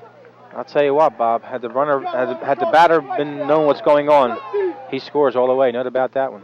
Breaking ball missing. Tony, are you surprised at all that the middle of the infield is back? Rodano now moving in. Looks like he's going to make a pitching change. Yeah, he's making a pitching change. He's going to bring Lindner in. Gloucester and Lindner were both down there, and he's going to bring Lindner in. What a spot for the sophomore, who's already homered as designated hitter. Yeah. We were saying about I didn't even notice they were back.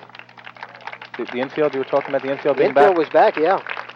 I'm surprised at that.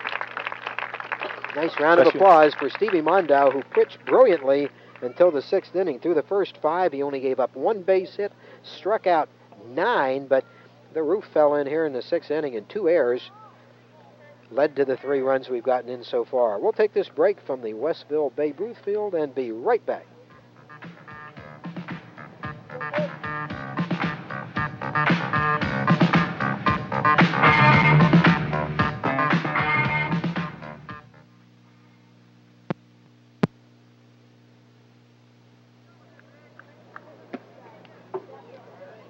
Mike Lindner taking his warm-up tosses in relief of Steve Mondale. Critical spot for the sophomore to come into as he finds his Rams now in a 3-3 tie with the go-ahead run on third base in the person of Darren DeAndrea. Bob McQuillan, who hit the big 2-run double, is at second base. Some spot for a sophomore, huh? Yeah. Tough. Hey, he's hit the home run. He got the 2. Michael's a hard thrower. I don't know if he's appeared in any games before or not. I'm not sure. We don't have it in our charts, but yeah, I believe he's pitched before. He has pitched again. Yeah. We watched Stevie Mondale walk off the field disappointed. He doesn't have to be walk around with his head down at all. Infield moving in for the Rams. Swing and a miss by Moya.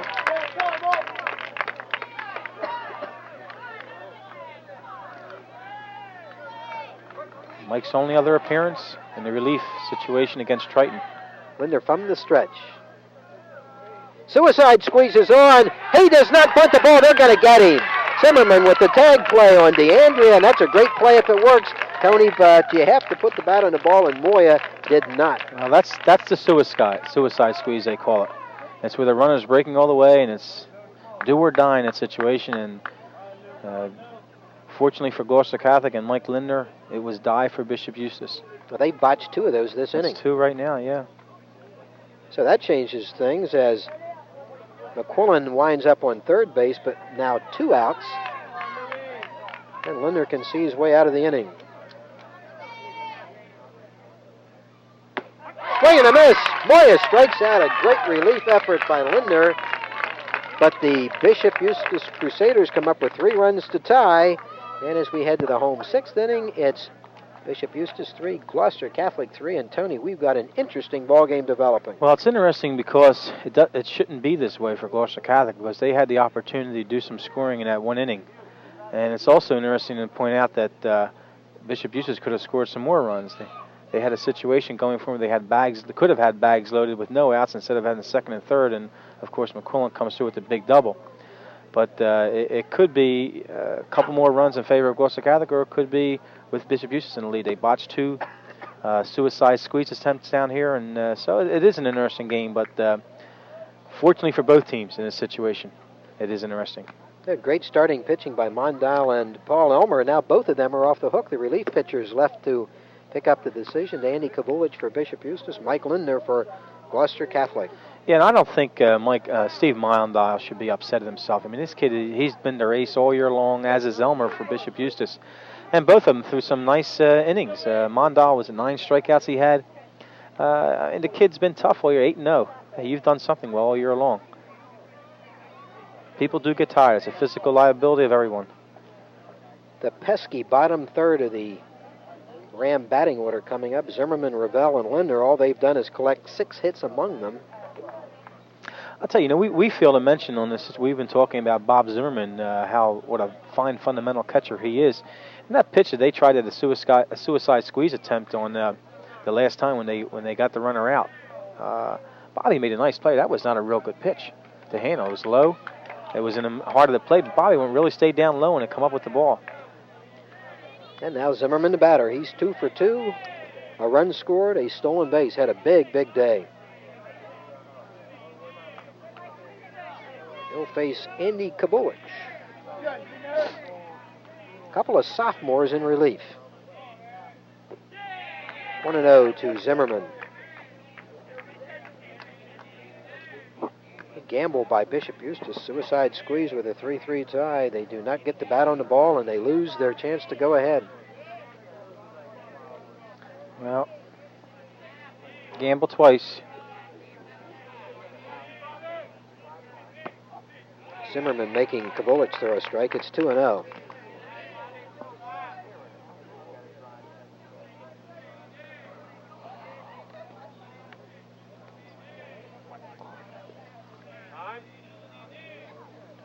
And the coach Wengert wants some words with Ed Powell, the home plate umpire. He's got to change something, checking a lineup change of some kind somewhere along the line.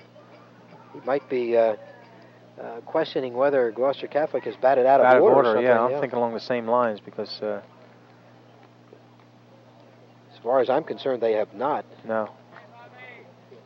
Of course, I've been known to be wrong on rare occasions.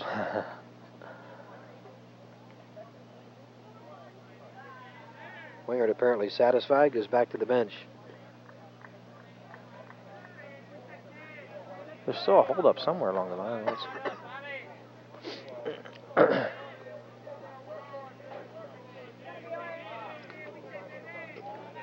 2-0 to Zimmerman.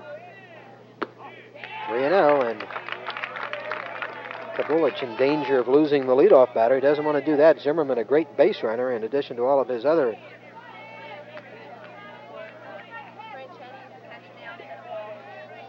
We have a new catcher for Bishop Eustace, Franchetti. That was the discussion. Zimmerman walks and becomes a base runner for the 3rd consecutive time. We're going to definitely see bunt in this situation, Bob. The last time they had a situation like this, they pinched run for Leach, and they were thinking bunt, and Kaufman was picked off. But I think we're going to see now Gloucester Catholic wants that 1 run. That 1 run could hold up for them. Bob Revell, the freshman, 2 for 2, a run scored, a stolen base. He and Zimmerman have been in the middle of everything today. Zimmerman driven back to first. Third baseman, And Bobby's also have an RBI. way in at third. Does he have an RBI too, Revell? No. No. Yes, he does. Revell has 1, Linder has 2. Right. Yeah, Gloucester, look at Eustace. I mean, their second base, that's an interesting. Deandra way in. Yeah, they're definitely Ball. coming. Oh, they got him hung up. It. First, thrown past the first baseman, and Zimmerman will get the bag.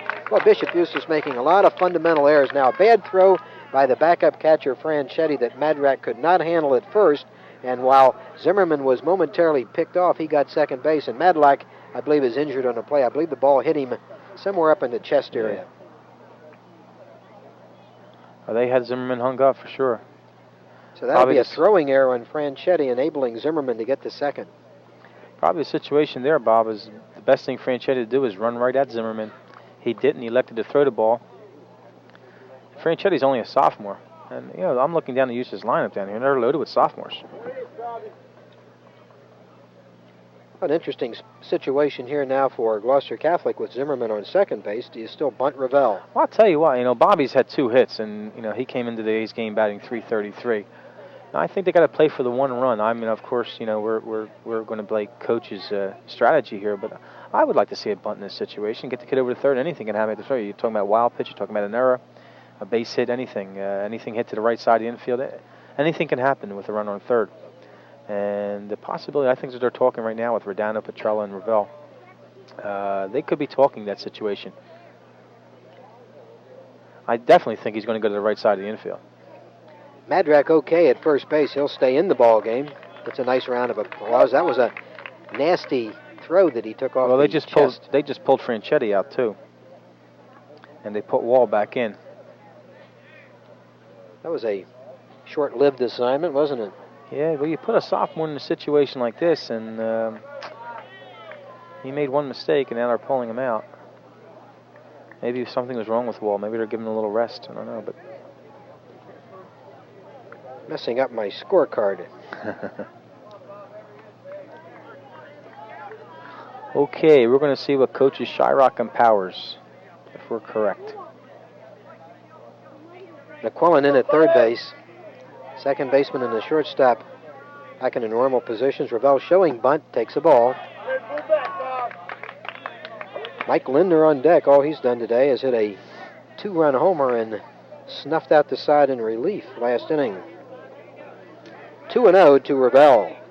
Very outstanding freshman. Takes ball 3.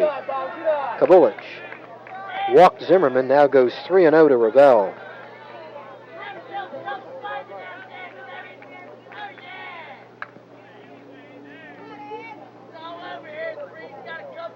Revell will take at least one pitch. Makes a strike. 3-1. Kabulich, only a sophomore. Tough spot for him.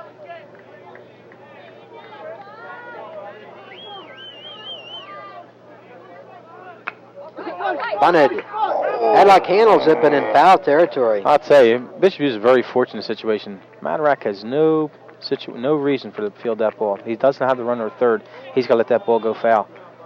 It was foul, fortunate enough for him. Well, the bunt's off now. Full count to Revell. Zimmerman at second base, nobody out. 3-3 tie, 6th inning.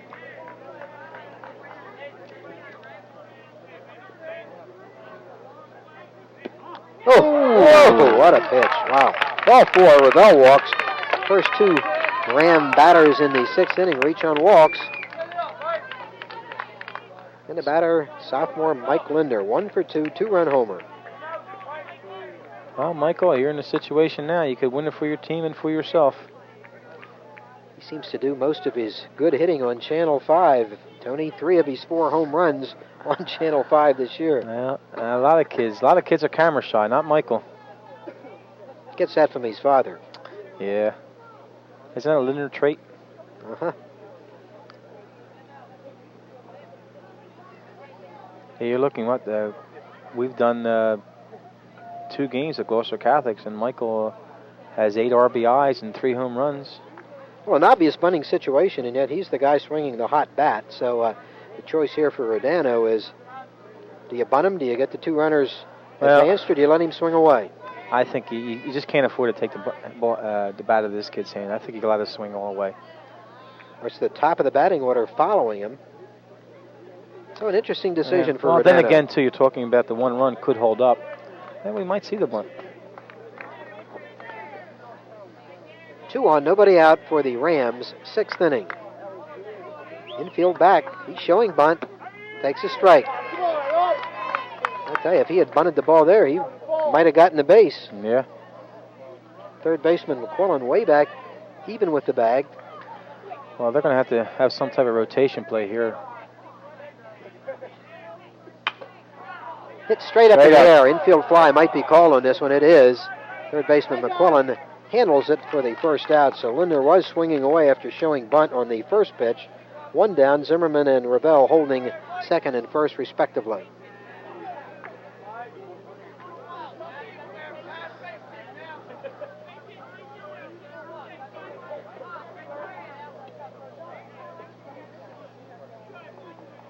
Batter Mike Pavlik, 0 for 2, struck out twice, walked in the 3rd inning.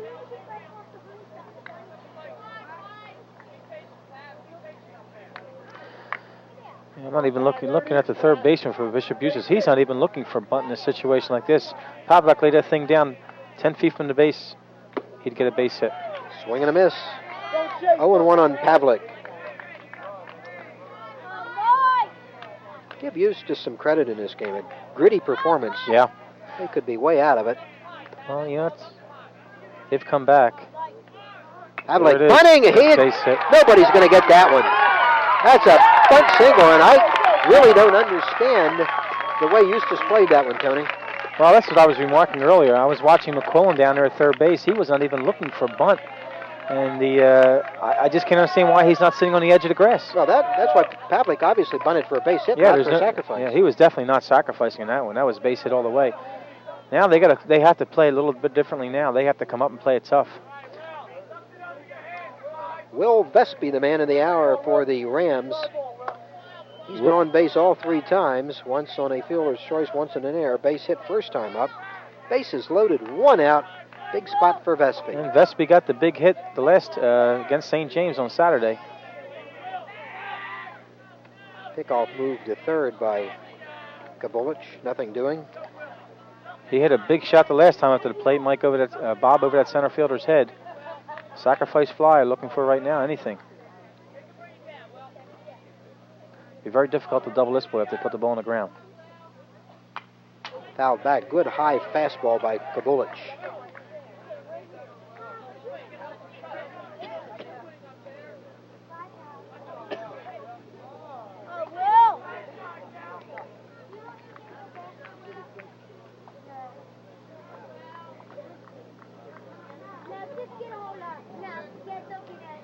Vespi calls time.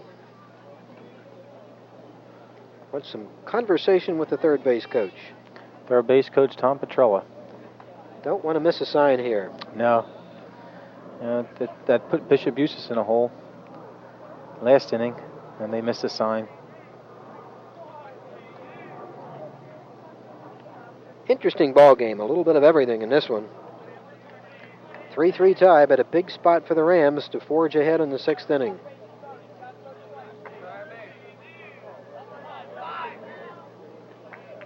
Kabulich from the stretch.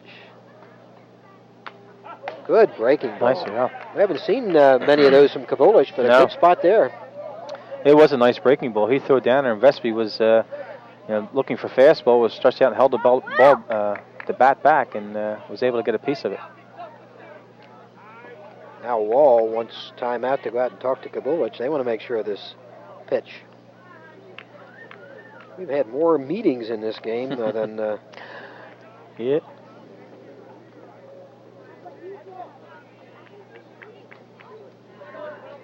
Vespi, key batter in the ball game. Wants to get his bat on the ball. Fly ball will deep enough to score the run is all they're looking for. Whew. On the inside, just missing. I'll tell you, that was a nice pitch by Kavulich, whether it was a strike or not. He trying to push Vespi back a little bit. Will was hugging the plate.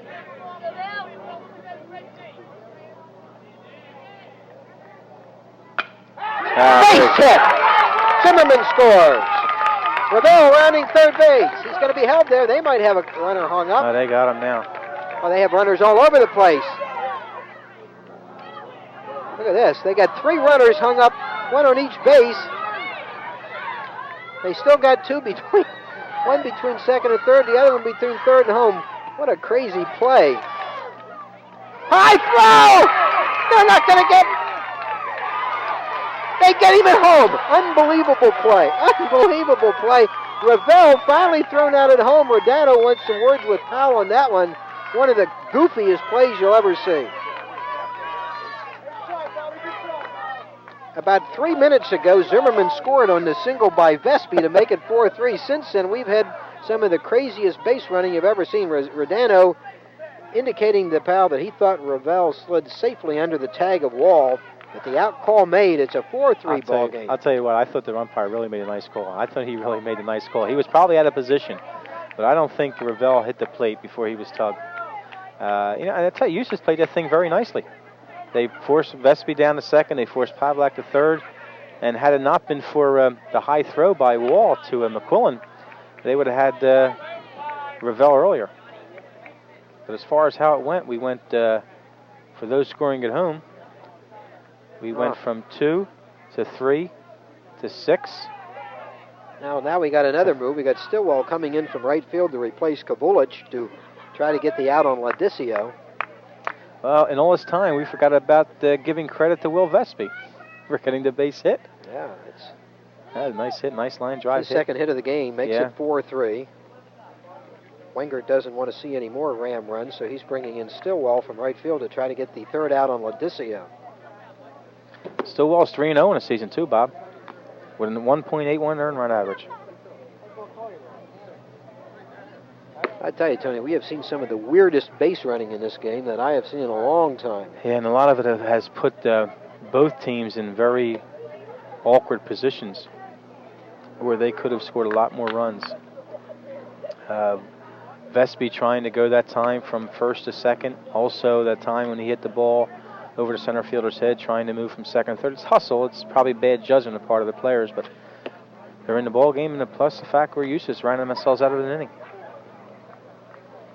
That last play looked like all the plays I used to coach in Little League in Winona. Every play looked like that.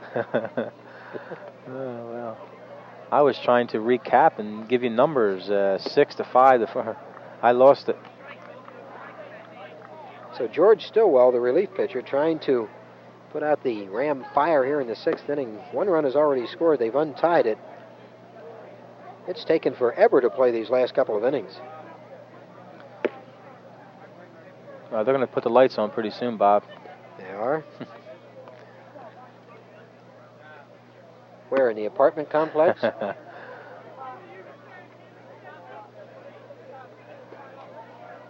they have Ladicio coming up to the plate now, and Michael hasn't done anything yet. In fact, in this championship series, also in a game against St. James, I think he went hitless. He's hitless today, although he was did walk once, I believe, didn't he? Walk last time up. He's 0 for 2. Pavlik on third base, Vespi on second. The Rams with a run in. They lead at 4-3. 2 outs.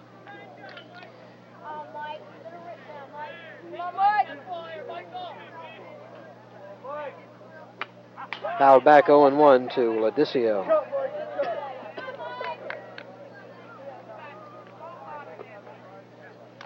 Kavulich on the hook for this one. He gave up the go-ahead run. He's now playing right field. He and Stillwell switching positions. Yeah, I'm really surprised. Of course, like I said, you don't want to second-guess coach or anything like that. I'm surprised they're not putting Ladicio on and get the force out of any base. They're ahead anyway. In the center field, hit pretty well, but Hinkle now coming in on the ball. Oh, I'm sorry. There was 2 outs that time. I'm sorry. And takes it for the third out. But the Rams score a run on Will Vespi's base hit, and after 6 full innings, it's Gloucester Catholic 4, Bishop Eustace 3. We'll be back for the 7th and final inning right after this.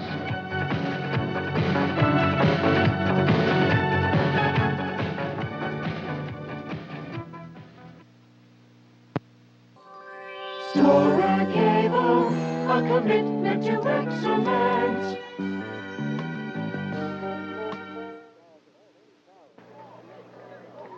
Bob Shryock and Tony Powers at the Westville Babe Ruth Field. A very interesting ball game. 7th inning action. Bishop Eustace down to its final 3 outs. They trail the Rams of Gloucester Catholic 4-3. The winner of this one goes on to the New Jersey semifinal next Tuesday at Bordentown. Well, it's in the hands of the sophomore now, Bob, Mike Lindner. And I don't think Michael can afford to be cute at this time. He's got to come with his best. He's got to throw high and hard. Ball one on Harry Lohr, designated hitter, has struck out both times he's been up. It was interesting. I was watching before the inning started, Stevie Mondal down there warming up. 2-0. And I'm not sure if he can come back in or not. The possibility does exist. He was removed. He may be able to come back in and pitch again. I don't know how that rule stands with pitchers, but I know you can do it with the other players. They'll make Lindner throw a strike. He doesn't. 3-0. You're going to see this kid probably take 2 at this situation. You know, here's Michael coming in a situation as a sophomore, first appearance in the championship season as a series, as a pitcher. Gets the strike outside corner. Harry Lohr didn't think so. A caustic, dry grin at home plate umpire Ed Powell.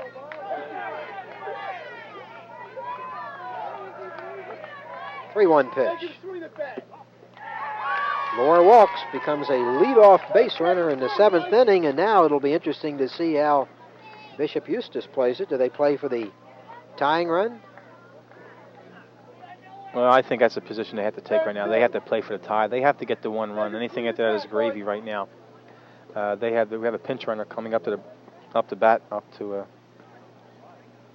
replace me. It's Yashchek. We don't have a first name on the boy. Yashchak. Bob Wall 0 for 2, struck out both times, and we'll see if he's bunting. Well, I think Bob Wingert is very wise right now to stop and talk to his player. You know, you don't want to confuse signs right now. You got to be everything's got to be right on the money and knows exactly what's going on here. I think a bunt's in order. We got top of the order coming up in Patterson after this, I believe, right? Correct. Pavlak thinks bunt too, and they get it. And this could be a great play.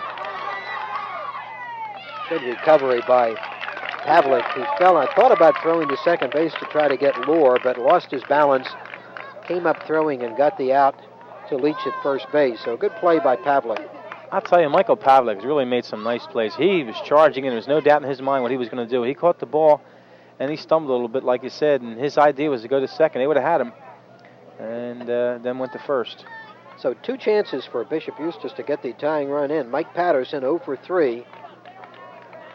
Lohr representing the tying run at the Yashchak, the pinch runner at second base with 1 out. Swing and a miss. Good fastball by Lindner. He does throw hard.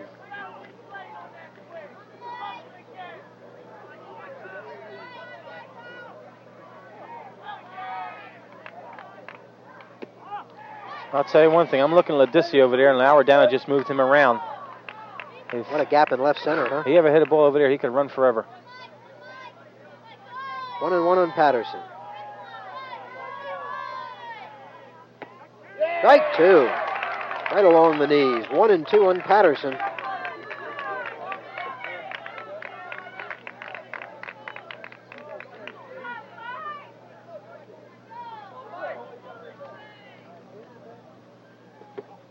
Look where the second baseman's playing, too. Boy, the hole on the right side is unbelievable. Yeah.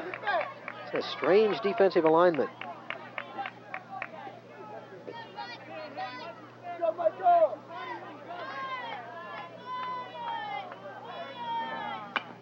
Hit to the right side. Gravel to Leach, and they get the out. Second out of the inning. Just second guessing where Ravel was playing. The ball bounced right to him. Makes the play to Leach on Patterson. 2 outs. On the play, the pinch runner, Yashchak, moves to third base. And the best hitter on the Crusader team up now, George Stillwell, 0 for 2, did reach in an error and score in the 6th inning. Excuse me, that was a base hit. That was at Yeah. One we had difficulty calling, and we overruled you, Tony. We gave Stillwell a double on that play. Okay. 2 outs. Lindner needs 1 out. 1-0. Come on, Michael. Make him swing. Been a very fine, very interesting ball game. And it comes down to this. 2 outs. Tying run at third base. Foul off to the left. 1-1.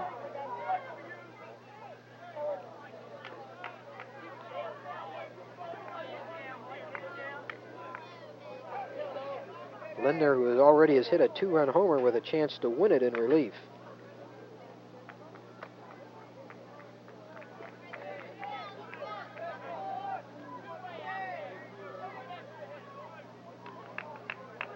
One pitch. Foul back. Lindner on top of Stillwell, 1-2. Stillwell had his pitch that time, but that was a pitch he had. Last two, in fact, were pitches that he really wanted, and he fouled both of them off. This could be the last pitch of the game, Bob. Yes, Jack at third base, the pinch runner, 2 outs, 1-2 count on Stillwell. Gloucester Catholic trying to protect a 4-3 lead. Last inning. Oh, he got him! Swing and a miss, strike 3. Lindner strikes out Stillwell, the top Crusader hitter, and the Rams advance to the New Jersey semifinal with an exciting 4-3 win over Bishop Eustace. The Ram players all over Mike Lindner, congratulating him. He had a big day. A hard-fought ball game, a good effort by Bishop Eustace. The Rams win it, the second-place team in South Jersey, with a 4-3 win. We'll be back to wrap it up right after this.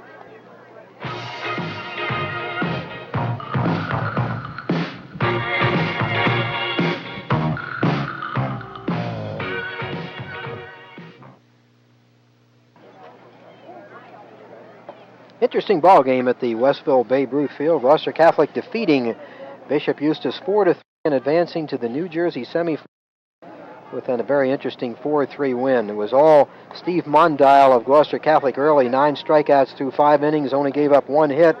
A 3-run Gloucester Catholic 4th inning with freshman Bob Ravel singling in the first run, and then sophomore Mike Lindner blasting a 2-run homer to give the Rams lead. But the Crusaders of Bishop Eustace counted a 3 spot in the 6th inning to tie it, and that was left for Gloucester Catholic to win it with a single run in the bottom of the 6th inning. Will Vespi driving it in. Final score 4-3. A very interesting game, Tony. Yes, it was, and I think you made a very nice remark for Steve Mondal. I think we have to give credit where credit is due. He pitched a great game, 9 strikeouts, and he got a little tired, but that's a situation that happens. And of course, you get in a situation where the bottom of the order, the young kids came through for Gloucester Catholic, with Bobby Zimmerman, a junior, Bob Ravel, a freshman, coming in, getting 2 big hits, Will Vespi getting a hit that drives in the winning run, and himself, Mike Lindner, turns around and gets a big 2-run homer and turns around and wins the ball game for himself as well. I think another situation really hurt Gloucester Catholic earlier. They had the runners at first and second in the latter part of the game. They could have got more runs, and Gloucester, of course, Bishop Eustace came back and scored to tie the game. And then Bishop Eustace hurt themselves. They get 3 big runs in that 1 inning, and then the base running blunders really hurt them. They missed 2 big signs, where they missed a 1 sign anyway on the suicide squeeze attempt. The guy never saw it. He was able to get back, and the next time they turned around, the guy missed a bunt. All in all, it was an interesting play. The last play where we had the rundown. So like you were saying earlier, you've seen all the plays in this one. But it was a good game to watch. I think it was loaded with a lot of different things. The hustle by the players of both teams. You saw some nice fielding plays. You saw some expert work, I felt, really behind the plate by Bob Zimmerman. All in all, it was a nice fundamental game. It's a game nice for Gloucester Catholic to win and prepare themselves for next Tuesday against St. Peter's, New Brunswick. That's right. The season not over for the Rams. Tuesday, St. Peter's of New Brunswick at Bordentown. That's the New Jersey semifinal. The Rams, number 2 team in South Jersey. They win it 4-3 over Bishop Eustace. For Tony Powers, this is Bob Shryock from the Westville Babe Ruth Field. Thank you for watching, and we'll see you next time on Channel 5.